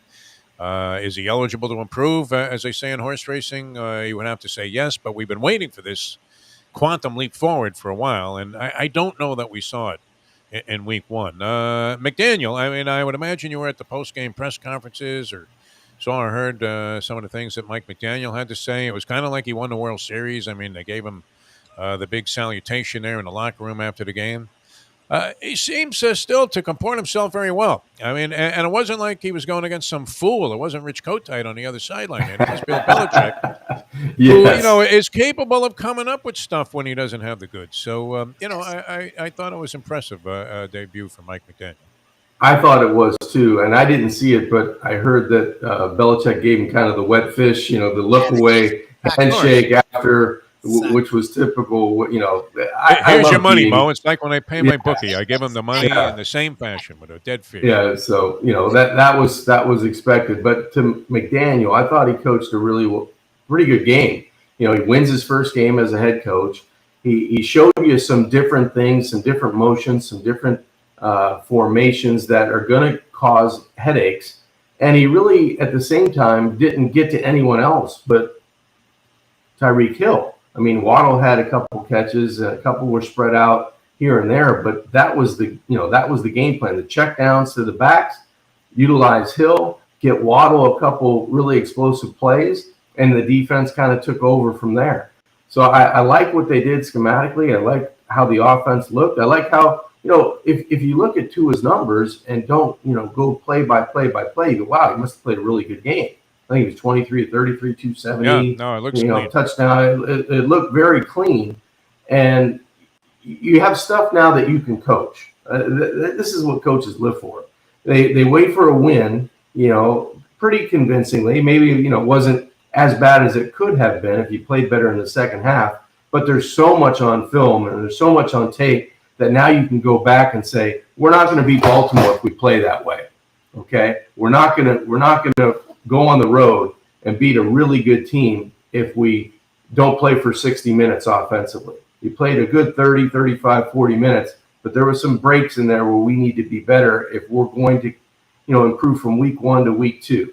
So there's a lot of good coach tape, I would think, this week for McDaniel and his staff to be able to improve. But there was a lot of great surprises. I mean, that defense was spectacular. Kohu, the guy that no one knew 2 weeks ago, comes up with 3 big plays, a forced fumble. Jalen Phillips picks up the football, falls on it. You get a defensive score. You get multiple turnovers. You win the turnover margin. There's a lot to beat your chest about on the other side of the football. Well, the one thing you brought up that it's funny, we were all excited, people like me, because they went and spent on Armstead, went and spent on Williams. So we just assumed the offensive line was addressed. And I have a buddy of mine who said, look, they still have question marks on the offensive line. And you saw that yesterday. I mean, this New England Patriots defense is not loaded with talent. And they got after Tua and that run game all day long. And then you saw Austin Jackson and Little both get banged up. Can an offensive line grow as the season goes on? I'm legitimately asking you because whenever I see an offensive line play bad, I just assume they're going to be bad. You see this offensive line growing and improving as the season goes on. It has the chance to, Lubie. I don't know, if it does it from week 1 to week 2 or it happens in week 5. All of a sudden you get the right matchup, the right team, and you get on a roll, and the scheme of your offense starts to be kind of, second nature to you. I think, everybody rolling out there for the first game in week 1, both teams are excited. Both teams are healthy. You feel like you're going to be at your best, but that's not necessarily the case for offensive line. I take a look at yesterday. Armstead, he didn't do anything in the preseason. He practiced very little, and he went out there and played, I guess, pretty well, but he ended up under the tent in the second half. Now, this is a guy, on the sidelines because of it looked like an apparent knee injury. Now, it seemed like he was fine after that. This is a guy over the last 5 years that's averaged just over 9 games a season. If you're playing a 9-game season, that's fine. But in the NFL, you're going 17 now.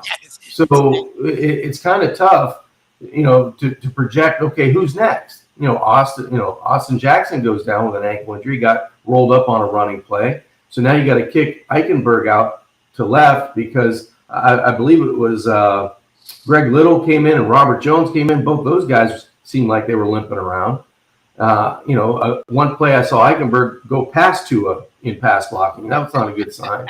So, there's a lot of things that you have to, take a look on film, get better at, and keep plugging away. Because the offensive line, it doesn't have to be perfect. It just needs to be good enough to get the ball out. It needs to be good enough to get a crease to let the backs have, with all this speed, that we talk about all the time, and they have it, 2 of the fastest guys in the National Football League, and you add Edmonds to that, who's really good, has short space speed. There's a chance for this team that doesn't have to be perfect up front. It just has to be serviceable, and I think that line needs to get a little bit better to get there. I think we only need to find 5 wins other than the division. Jets stink. That was established in week number 1. Patriots aren't very good. And it doesn't really look like the Patriots have much. The Buffalo Bills are looked really outstanding. good. So I see 4-2 in the division there. So we have to find 5 more wins to get our over. All right. You're always going to win when you go to Jimmy Johnson's Big Chill. We'll expand the horizons of this conversation because there were so many sensational things in the NFL. I know, John, you were probably zeroed in on that Dolphin game being at the stadium there. And between, 2 illustrious guys, like the local sportscaster Mike Cugno and, of course, Jeff Darlington, who started out humbly here, I believe, at the Miami Herald, and then blossomed, into the second coming of Jake Glazer. So, this guy's really something. Wow. Did you get any reports yesterday while those cars were being torched in the parking lot? People were going through all kinds of mashugana anxiety, whether or not they were going to be okay or have their vehicle. There were others probably just absolutely detached from that universe, chilling out at Jimmy Johnson's Big Chill. Did you get any reports about the activity down there? Because it was both sensational, and we want to talk about this, Saturday of college football with stunning upsets, and then the pro games couldn't have been any more exciting. Yeah, I mean, a fun. great day. Yeah, it had it. How are they doing at the Chill? I mean, sports bar packed? What kind of reports did you get? Yes, I heard it was on fire. Let's put it that way. It was in a good way. In a different fashion, yeah. In a good way. The Big Chill, how can you not have a good time on a football Sunday, right? Yeah. You have, or football weekend, let's say. You got a Canes home game. You've got the bar is full capacity out at the Tiki Bar. You have the sports bar, the TVs everywhere. And then you have those views if you just want to kick back and put your feet up poolside in a cabana. So I think the Big Chill had a great weekend to open up the NFL season on Thursday night, and then they carried it on to the college football weekend, and obviously the Dolphins win yesterday. So not a better place, up in Key Largo to kind of get great food, great service, great views, and relax with good people. Jimmy Johnson's is the way to go. Many of my Italian friends, for some reason, I guess, with the religious aspect attached to it, are fans of Notre Dame. Are the Congemis? They're not Notre Dame fans. I know your dad is a Raider fan, right, in the pros. But, was there any truth to the rumor that Jimmy Johnson had a voodoo doll of Jerry Faust? And he was at the Chill on Saturday rooting in Marshall for that victory. Man, what an upset, huh?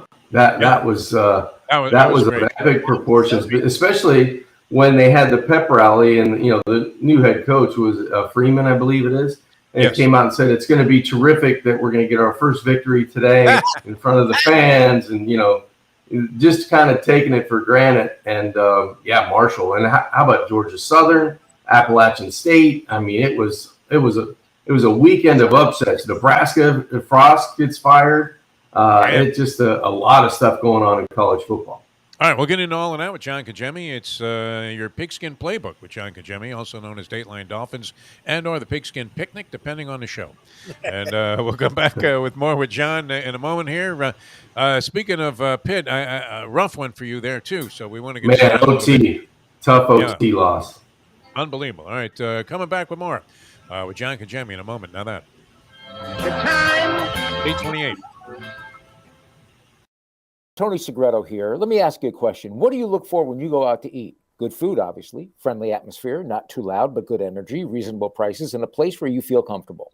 All those ingredients, no pun meant there, are hard to find unless you're talking about the Texas Roadhouse. You see, they encompass all of those attributes. Really, really good food, amazing atmosphere, good for a family, good for a date, or just a night out for yourself, and prices that will make you extremely happy. Their ribs unmatched. Steaks hand-cut every day. Everything, and I mean everything, is made on site, including their incredible bread. It's the one day, folks, that you can forget about low-carb diets. Trust me when I tell you, Texas Roadhouse, your restaurant, your destination when you say, where should we go and eat tonight? From the newly renovated sports bar to the beautiful bayside views captured at the Tiki Bar, Jimmy Johnson's Big Chill has it all. Located at mile marker 104, the Big Chill also offers waterfront dining while experiencing breathtaking sunset views of the Florida Keys. It's simply the hottest spot in the Keys to cool off. That's Jimmy Johnson's Big Chill at mile marker 104 in Key Largo. For more information, call today at 305-453-9066. I'm glad you're on the same page as us, John Congemi, with a little Dateline Dolphins here, and not inclined to. And I watched. I know they have to fill a lot of time, and they had some distinguished-looking guys that seemed very articulate, and they're literally like foaming at the mouth as if they've been poisoned by a KGB agent, and they were this Nalbani guy. And they were talking about, what was going to happen in week number 10. And I'm thinking, unless you're going to tell me, okay, week 9, that's when Gruden's going to get fired. There's no way he gets by the Broncos. And it doesn't matter how much Mark Davis loves the guy. He's going to can him right there that week. I mean, if you could come up with stuff like that, or that Jerry Jones was going to snap after another post-game loss as Dak Prescott got picked off 3 times and say, I should have never gotten that argument with Jimmy. If we knew that was going to happen, it would be great. But otherwise, it did seem like a lot of meaningless conversation. You take a look at the schedule, and everybody has that schedule release. Every organization is pumping out the schedule release. And then you get it, and you kind of go, okay, so we have to go to London again, all right? Yeah. Where's the bye And what is week? that, by the way? What is God. that trip to London? Yeah. Why are we going there again? It seems like we go there every year. You have to give up your firstborn to be able to get on the list for the Super Bowl again. So that's why the Dolphins are in line to go over and play Jacksonville in London. I think, it's the first time since 2017, but still, it seems like the Dolphins go there every 3 or 4 years. It's insane. And now, did you ever make that trip, John, with the Dolphins as a member of the Finsiders? No, I came up with an excuse every time. I had college football, which was great. So I didn't have to make that trip and pack and be miserable over there. No, I was at home and doing college football for sure. Enjoy your trip to work with lots of laughs thanks to Defo and Lubie. Now on the Defo Show. I think last week on the show, the professor came up with an empirical truth that there aren't enough good kickers to go around and have at least one on the roster of the majority of college football teams. Oh, my God. And we saw this as the root of evil, even though this guy made like 4 out of 5 field goals and a sensational kick.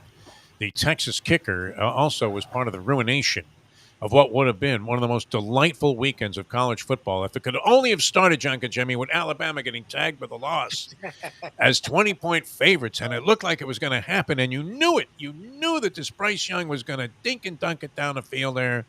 This guy has a shot to get a sack and maybe knock him out of field goal range and put him in a very compromising situation. He whiffs on it, and Bryce Young makes a running play that puts him in the range, and you're thinking, my God, this disgusting pig of a human being, Nick Saban, is going to dodge a bullet again. I don't know. I mean, did you catch that? I started watching that game with tremendous fascination as it looked like there was a shot Alabama was going down as the #1 rat-poisoned team in the country against Sarkisian, who is at Texas there, was getting no attention really, because everybody was talking about A&M and Jimbo Fisher. And, wow, I mean, that was a great ball. What did that tell you, if anything, about Alabama? Are they really that vulnerable? Because they were very lucky to come out of that game with a win. Well, it told me that Texas has a pretty good football team, #1. And I'm drinking a Stella on my son's couch with 1:28 after they kicked the field goal. And I said, Johnny, they're panning to the stands, and they're getting all these Texas fans, and they're cheering, and they're going hot crazy. Babes, I man. said, hot babes. Well, yes.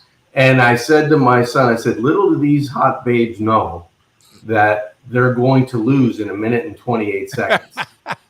And he goes, yeah, I kind of think you're right. I kind of think you're right, Dad. And Bryce took him right down. He alludes to one play, and his knee doesn't touch. He turtles in the pocket. The guy goes flying over him, and he comes out, makes a play, and gets him in field goal range, and the rest is history. And Alabama survives.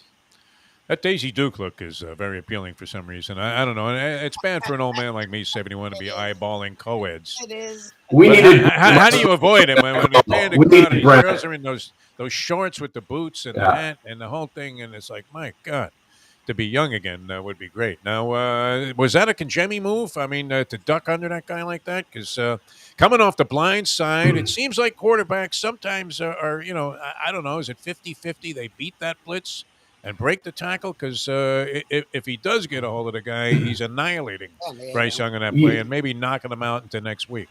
The biggest problems, cornerbacks, safeties, sometimes linebackers, but more the littler guys that are coming off the edge, they're going so fast that they fly right by you. If you move subtly or just if you just catch them out of the corner of your eye and you miss the blitz, but all of a sudden he's on you and you can move just subtly, they fly right off of you. And, linebackers usually are big enough that they get a bigger piece of the quarterback and bring him down. But when it's a safety or a corner, if a quarterback can just move a little bit, he kind of like loses control because he's going so fast. If they would just come in at 75% of speed, most times you would stop at the quarterback or at least attached to the quarterback. But those guys want to go for the kill shot. And I think, Bryce was able just to duck under it. He just flew right off of him and was able to, escape and make a play. Yeah, it looked like Roberto Duran with that subtle head movement. And the guy misses a punch, and then boom, you hit him with a knockout shot. But it's so exciting watching these plays transpire because I'm rooting with all of my every emotional fiber in my body for somehow Alabama get knocked out of this drive, and then you see the guy coming off the corner with a clean shot. I mean, a split second away from ending the game, possibly, maybe even ending this guy's college football career. And not that I'm rooting for that, but just to see Saban in total disarray would have been awesome. And then there he is, sprinting down the sidelines there, and it's like, oh, shit. Field goal range. Saban's probably 4 deep in kickers that will be in the NFL next year, so, he has no problem getting the game-winning field goal. All right, so they win that game, and then right after that, we saw upsets galore, and wow, what order do we take them in? I guess the most impactful one, although I don't care about Nebraska football anymore. I haven't for some time. I mean, they were a big factor for a long time. I always hated their style of play.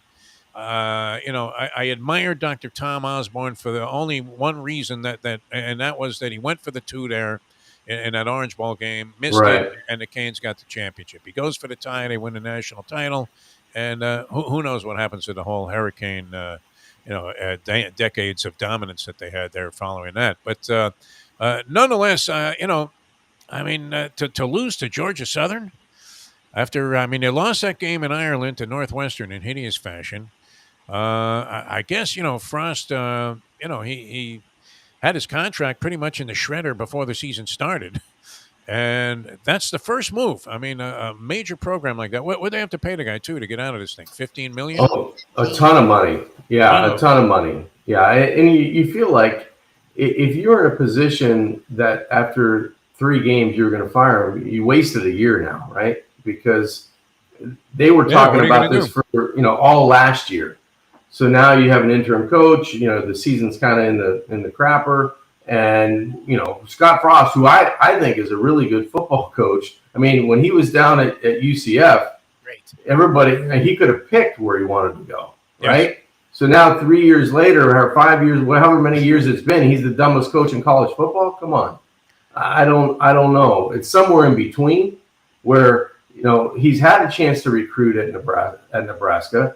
He's been able to get kind of the guys that he's won over the last 3, 4, 5 years. So you got to say he's got to take the fall for it.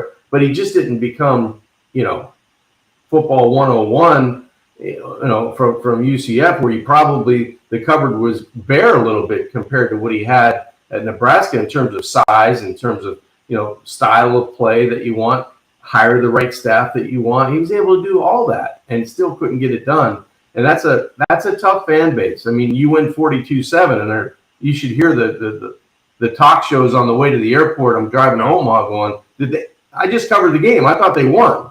But they're brutally, beating up whoever the quarterback or the linebacker or the head coach or the whoever it was. So that's a tough job. And now they have Oklahoma next week or this week coming in.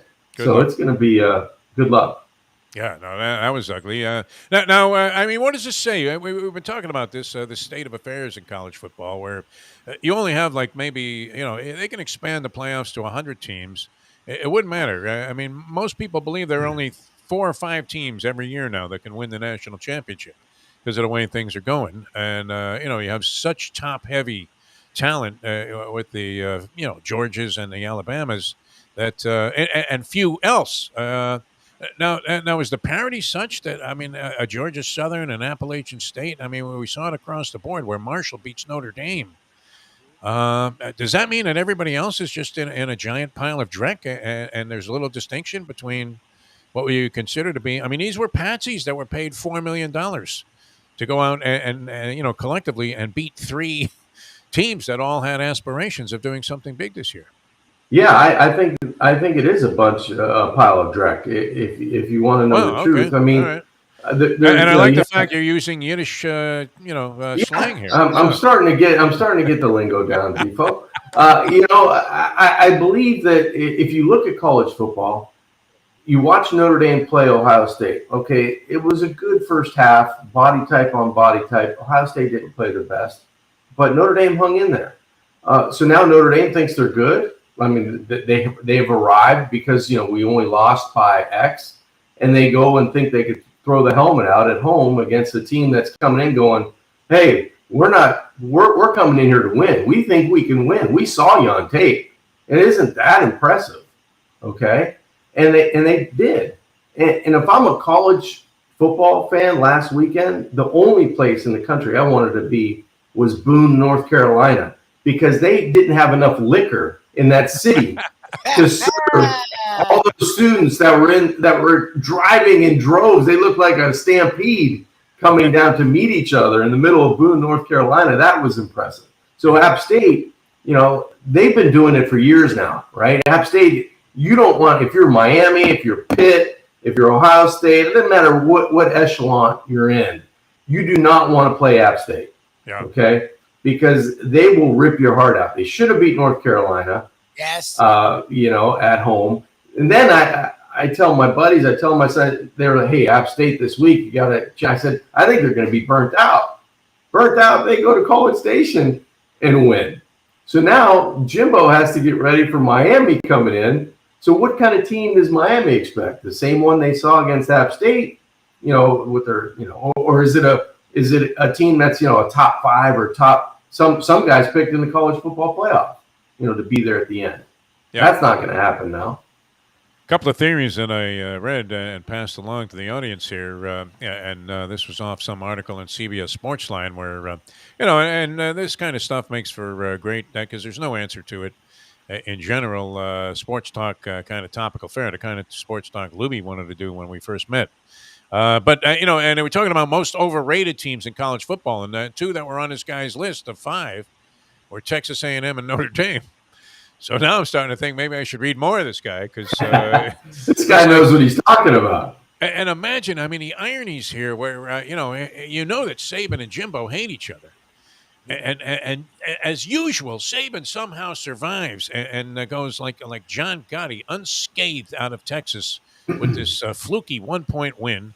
And then Jimbo gets embarrassed like this after, they were insulting each other. But still, Texas A&M, this kind of surprises me. Coming out of a loss to, you would have to say a schmeck team, a team they paid to come in there and just beat the crap out of.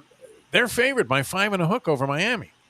So what does that say about, and the Canes, are probably, moving up in the rankings because all of these almighty teams, were beaten and shellacked by, teams that, wouldn't even get others receiving votes in the polls. Defo, I think it plays right into the mindset of Mario Cristobal and the Miami Hurricanes. I think he can use this to his advantage this week because you look at App State going in. App State's a very good football team, but now he's going to look at his team and go, the country still doesn't respect Miami anymore. They still don't respect Miami. This game, it should be a pick'em game. We should, why are we, looked down upon when App State went in and did that? We've got better talent. We've got, better. We match up better against this team. This team has done nothing, to elevate them above a team that has such history and blah, blah, blah, whatever, however he's going to frame it. I think Miami can use that as motivation to go in and say, if you think App State could do that, wait until we get into town. So that'll be a motivating factor for them all week, I believe, getting into College Station. And I think Texas A&M will play a lot better against the Hurricanes. I think they will. There's no way that you can go out and recruit that type of talent and stink it up 2 weeks in a row that way. Unless they had injuries, unless the key players at certain positions aren't available, I think it'll be a very competitive game. Look, the one team that people had, not they had questions, they just were sort of like, I wonder, because of how they attacked the transfer portal. You get a guy that a lot of people thought was heading to the NFL in Lincoln Riley. You get a former 5-star quarterback who was a Heisman candidate last year in Caleb Williams. You get Addison, who out of Pittsburgh was the Biletnikoff winner. So you assume, okay, they could be interesting. No, USC is freaking scary. Even when Stanford struggled last year, you still saw them put it on Oregon. Stanford is one of those teams under David Shaw, even when they're not having their best, plays USC well, plays these big games well. They pummeled Stanford. Like every time it felt like Stanford had some life, said no.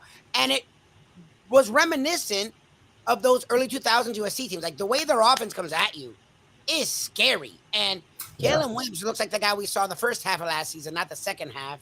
Lincoln Riley fits in Southern California to a T. Everyone's talking about Bama struggling. Georgia looks good. What is Ohio State? I think USC in the Pac-12 that I think is down is going to have a lot of fun this year. And where these other programs are killing each other, they're going to get the Clemson West treatment. And I think they're just sort of going to be sitting there ready because their defense was right. Like USC looked good, man, at least to me. Yeah. They looked raring to go. Yeah, Lubie, I think you nailed it. They're going to get that treatment of a team. You know, I think when you're good and you play out west, if you're not just a complete degenerate and you're staying up till 2 a.m. and you're waiting for that. Why are you looking at me, Johnny? Why are you looking at me? Well, maybe this conversation should go on Friday, but it is a Monday. I think that you're right.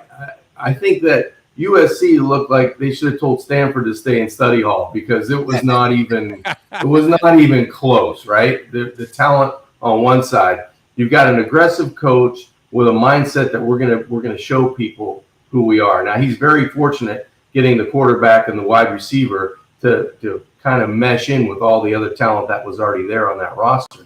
But they use the portal to their advantage, and now they're going to be a team to be reckoned with. I haven't looked at USC's schedule, so I know they have Notre Dame on the horizon. I don't know who else they play, maybe out of conference if they do have another big game. But, or if they got Oregon on the schedule, they have Washington on the schedule. There'll be some games down the road that they'll have to play, but they'll be favored pretty much going, down the line because of just the talent that they have at certain positions. So they should be a fun team to watch because Lincoln Riley likes to put it on people.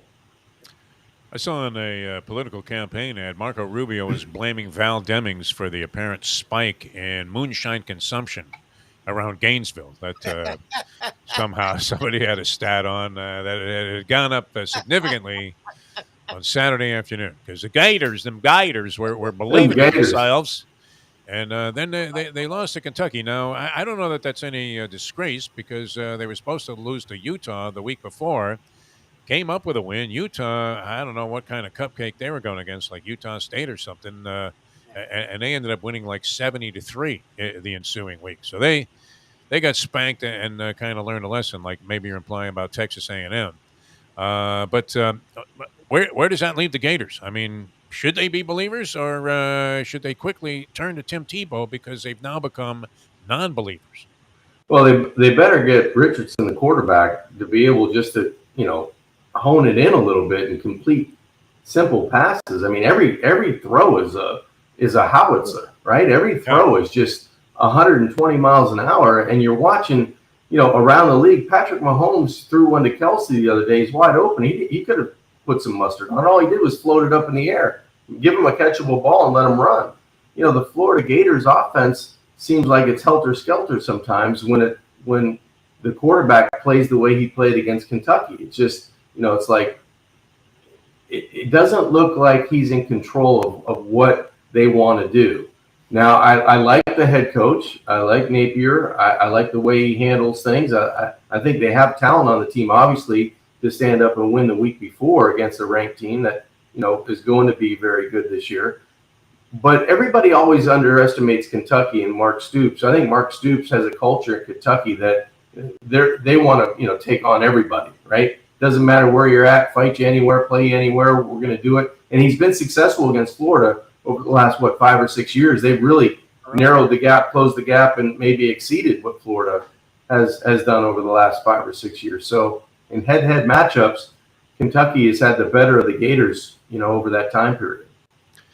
All right, well, it was a wild weekend of college football. We'll come back and touch on some of the things that happen around the NFL as well with John Congemi. Jimmy Johnson's Big Chill. It's funny when we run that video piece on Jimmy Johnson's Big Chill, and you can see the accommodations there, which are those, just absolutely outrageous townhouses, beautifully appointed. That's an interesting thing because I'm not the type that would have another family that we would probably share a townhouse or a room with. We barely get along ourselves, the Mustang and me. So it'd be very prohibitive. But if you are in that situation, like the Congemis with their neighbors or whatever, what a beautiful place to set up like a long weekend in the Keys. Yeah, if you look really closely at that clip, you can see it says the Defo Villa on one of those. I'm amazed how beautiful they were. It was the accommodations there are fabulous. And, I just can't say enough about the mindset that you get into when you get to Jimmy Johnson's Big Chill. Everybody talks about Key West and going all the way down. Well, you don't have to go all the way to Key West. Just get to Key Largo to put your feet up and relax, because the food's outstanding. The service is outstanding, and like you said, Defo, the accommodations. And Lubie, you've been down there. It's so nice once you get there, and the Bayside views, and just kind of kick your feet up, listen to the guys. The band's outstanding on Sunday afternoons. The guys, Larry and Dominic, my brother, get up on stage and play and sing and have a good time, and everybody seems just to chill and relax, and that's the way it should be at Jimmy Johnson's Big Chill. Just have a good time and kick your feet up and relax. Well, it's great, too, because they're very accommodating there, including, Calvano honored my request for a version of Mustang Sally, which your brother was brilliant on also, as, trying to celebrate the Stang's birthday down there. All right, we'll come back. A few more thoughts on the NFL. An hour flying by with John Congemi. It is a pigskin picnic here on what we're formally calling Pigskin Playbook, right? Along with Dateline Dolphins with John Congemi. Back with more of that in a moment. Now that. The time it's 8:51. In style at Champions, the outstanding simulcasting room at beautiful Hialeah Park. Yes, the grand old lady of thoroughbred racing has never been more vibrant, and you can wager on the races from the top tracks around the country while enjoying a cocktail at the Brass Rail Bar or any of the fine food served throughout the facility. If poker is your game, you're covered in style. And you can play all your favorite Vegas-style games, including blackjack, craps, and roulette, in Hialeah Park's sizzling hot casino. Get a player's card when you walk through the door for all kinds of generous amenities, including our favorite, free play, when you come out to the ultimate casino and entertainment destination, Hialeah Park. Hey folks, Tony Segreto here. Since day one, Catholic Health Services has been part of Old School. And since we've started letting people know about them, it's changed their lives. You see, Catholic Health Services, while being recognized as one of the top places for stroke rehab in the country, it's also about a group of people who not just excel in what they do, from the doctors to the nurses to the therapists, on and on and on. It's how they do what they do every single day that separates them from the pack. They do it with a passion, unmatched, and the inclusion of family in every step of the process.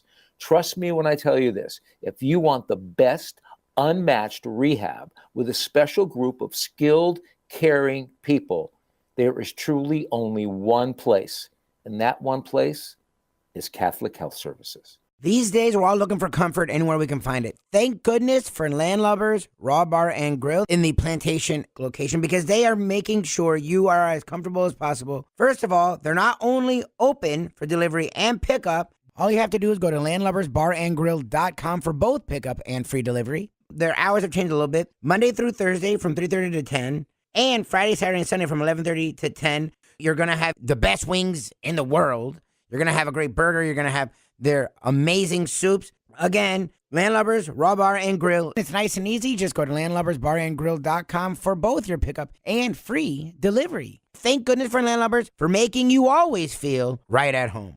We welcome to the show John Congemi, who joins us for Dateline Dolphins. John, how are you, my friend? Defo, I'm doing well, and that's not the only thing that's going to reach a new height. I'll be at about 220, 225 after this football season if we visit too much. Because the food's outstanding down at Jimmy Johnson's Big Chill. Grab a bagel and a schmear, plus some Defo and Lubie. Welcome back to the Defo Show. I'll be right there with Mike Mayo, which we had to rename his show Requiem for a Heavyweight. Unbelievable. Oh, man. Yeah. But he's on a fitness kick right now, and I think he only chowed down. It's tough to be a food critic and critique everything and not kind of taste a little bit. You got to dabble, right? It goes with the territory. All right, well, we still have to get him to do the schlep if you want to use some more Yiddish slang. And it's not really a schlep. I mean, it's a good schlep down at Jimmy Johnson's Big Chill there for that Italian fisherman pizza. Yep. I cannot wait to see and hear his review and reaction to that. We'll get him down there. That'd be perfect. All right, are you like me, John Congemi? I'm not sure, which way you swing with this one, but do you revel in the struggles of the Dallas Cowboys? I mean, normally we think Brady is going to be shot. He's 45. It's amazing what he's able to do. I mean, it's really something if you think about it. He's older than George Blanda. Was when he was a quarterback, and he was like a geezer. And he looks pretty fresh. I mean, he was throwing some good balls last night. Yeah. They could have scored more points. It got bogged down a little bit with field goals. But the total dominance of the Dallas Cowboys, did that come as any sort of surprise to you? Because I was saying that I don't believe in Tampa Bay and that, Giselle was going to be inside the head of Brady all season. Apparently not. He must be able to block out a woman, which I think is I don't know. I mean, in my world, it's a real asset, but it's one of Tom's best, evidently, too, because he was able to go out and just sling it around. Yeah, I take a little bit of enjoyment of watching the Cowboys, only because my brother-in-law is such a big Cowboys fan. Oh, okay. That, but Jimmy, you got to hear. Yeah. I don't know, though. Just I guess the shot of the owner's box when things are going poorly. And just to see, just to see that Jerry and the son, and then it's just the whole thing is beautiful, right? What are we going to do now? Who are we going to sign? What are we going to do? And he looks so funny. God, yeah. He looks like he's on meth. Like they just, I'm surprised you don't see like who is that? His son just pull a syringe right out of his veins. Because he needs sedation on those things. I mean, he looks, when they go to those shots, when the Cowboys, it's apparent they're going to lose or something horrible happens to them, like the Dak Prescott injury, which, you're not rooting for. I kind of like Dak Prescott, but I do as well. They were doing nothing, man, and they got rid of all of their wide receivers. I guess they have, still what CD Lamb. That was it, right? That's it. Not much else to work with there. Offensive linemen were dropping like flies. But it looks like when they drop a bombshell at one of those luncheons on the Real Housewives of Beverly Hills, and Lisa Rinna, says that whoever it is that she's talking to, that it's not really her baby, and he has that look on his face like, what a bombshell you just dropped on me. I revel in that. Now Tampa Bay looked pretty good to me. I know the score. They still won by double digits, but they could have ran away and hid in this ball game. What did you think? What did you think of Brady? I think Brady looked great. I think Tom Brady is set up and poised on a really good team to have another sensational season. I mean, when they get healthier at wide receiver, I think it's only going to make them better. Now, I don't know what's going to, how the defense is going to continue to respond. I think the defensive side of the football, they run really well. Special teams is solid. Tom Brady makes you better. He just does. And he can make it work with lesser talent because he's done that pretty much his whole career. He's had one or two guys that he hangs his hat on, but then he'll invent a receiver, make him a little bit bigger than life. And if you get the Leonard Fournette and a couple other guys helping him out running the football, I think the biggest, hurdle they have to overcome is they had some injuries up front as well on the offensive line at center to start the season. So, if they get healthier up front, I think that will only bolster what they can do offensively. There was a lot of depression. I mentioned earlier that the Jets report card in the New York Post today was, very reminiscent of my college transcript in my junior year when I never went to a class. A lot of D's and F's and incompletes. They were ugly. Now, Brian Daboll makes a gutsy play. I don't know how you feel about that one, going for the two in that situation. We've seen a couple of times where teams fail to make the extra point in potential game tying or winning situations in the NFL in the opening week. Daboll goes for two. Play looked like it was going to be stopped, and then Saquon Barkley was saying that he's back, and does anybody really believe it? Because it's been a couple of years. It looked like he was back, and maybe justifying that number 2 overall pick and the Giants' faith in him. He had a sensational game. Yeah, he rolled the dice with that shovel pass, and it was creative because all the attention was going outside. You flip it inside to Saquon, he breaks a tackle and gets in for the 2-point score and the victory. And wow, Tennessee Titans, that's a game you got to win at home, right? I think a lot of people, whoever has those survivor polls, probably had Tennessee, I would think, is one of their teams that you're going to take, right? I'm glad you brought that up. Yeah, I mean, that's always great because it shows you how fickle the NFL could be. I mean, when a Giants pull an upset like that on the road. Yeah, you're right. And Kansas City had the same play. They had a shovel play that they ran down on the goal line. So I think you'll see the Dolphins incorporate one of those plays down the stretch because they have that type of personnel where you get, Tyreek Hill blazing one way, Waddle going outside, and then you kind of like flip it to Mostert or Edmonds, and it'll be a big play. Don't suggest it or draw it up or send, that play out of one of your old playbooks at Pitt to Mike Norvell. Because we don't want him running an inside pitch. Hey, ever again in our lifetime. Won that game by 20 points. They totally outplayed LSU.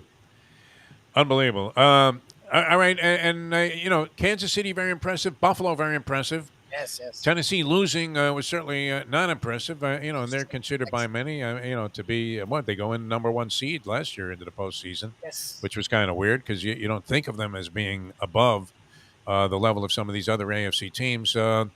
Most impressive of all of the teams that you saw in the NFL this weekend, John Congemi. I'd have to say there's a tie between Buffalo and Kansas City. Okay. I just thought they were most impressive. And, Tyreek Hill off of Kansas City, did it look like they missed him? Not really. That's amazing. Did the Miami Dolphins need a guy like that? Because it would have been a one-score game without him. Absolutely. Yes. Yeah. So the Dolphins, benefit from getting an all-star player, a Pro Bowl player. Kansas City is a blip on the radar so far. And also, a guy that was perceived to be a little bit of a head case, Tyreek Hill, didn't he have that, flaky reputation? He had some off-field things and whatever. And might have had, you're thinking of this guy maybe as being one of these attitude diva guys, but, man, he plays hard, that kid. He practices hard. Yeah. He plays hard. He's all about the team. It seems like he's the right fit right now for Miami, for sure.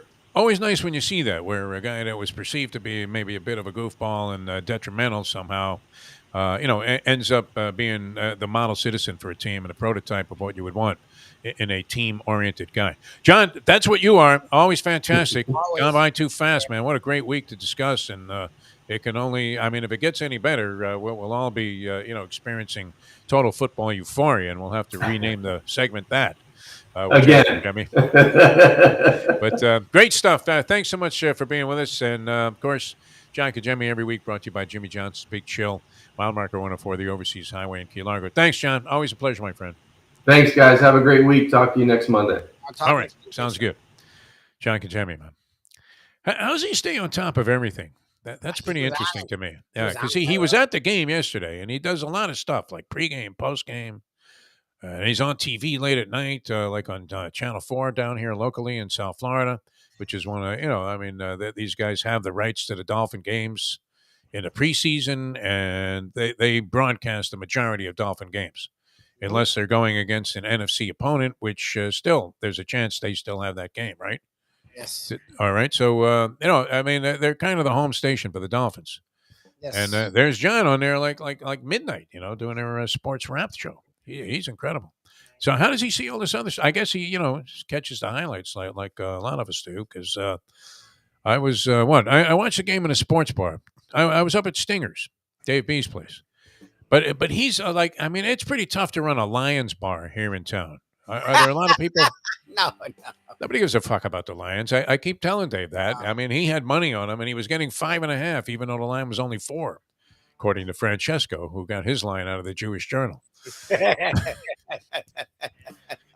I think he did well. I might need Seattle tonight to cover 7 to come out of the week with, like a 4 and 5 week against this guy on NFL games. He got buried as usual on the college games, which is, I was, a very, very odd week to handicap anyway. But nobody could. He loves Notre Dame, so of course. Imagine too. They were like laying 20 points or something in that game, weren't they? It's Notre Marshall. Dame. Yes, at home. Ay. Holy Jerry Faust. Love it. All right, we'll see you guys later on today. Mike Mayo's Lunchbox, always a lot of fun. I did see Mayo chow down with Norm Kent, his good friend Norm Kent, of local media fame, and longtime attorney, public defender, and head of the public defender's office. Really good guy. And he was at some burger joint in Wilton Manors with Norm Kent, Mike Mayo. Those look pretty spectacular for a guy on a diet, didn't they? Exactly. I'm like choking down a couple of chicken Caesars, and this guy's eating burgers. I'm putting on weight, and this guy's losing weight somehow. Is Victor Conti, around the Mayo household? Have you seen Victor Conti guiding Mayo from a slight scientific standpoint, if you know what I mean? Although a lot of this stuff is not necessarily on the market unless you go to Mexico City. All right, we'll see you guys later on with Mike Mayo's Lunchbox, 12 o'clock today on South Florida Live. Thanks, everybody, for tuning in. Thanks to John for joining us, Brett Tessler, the Agent of the Stars. See you tomorrow at 7 on this program as we leave you know that. The time. 9:05. Let's go to eat a damn snack. Look what they done to my soul.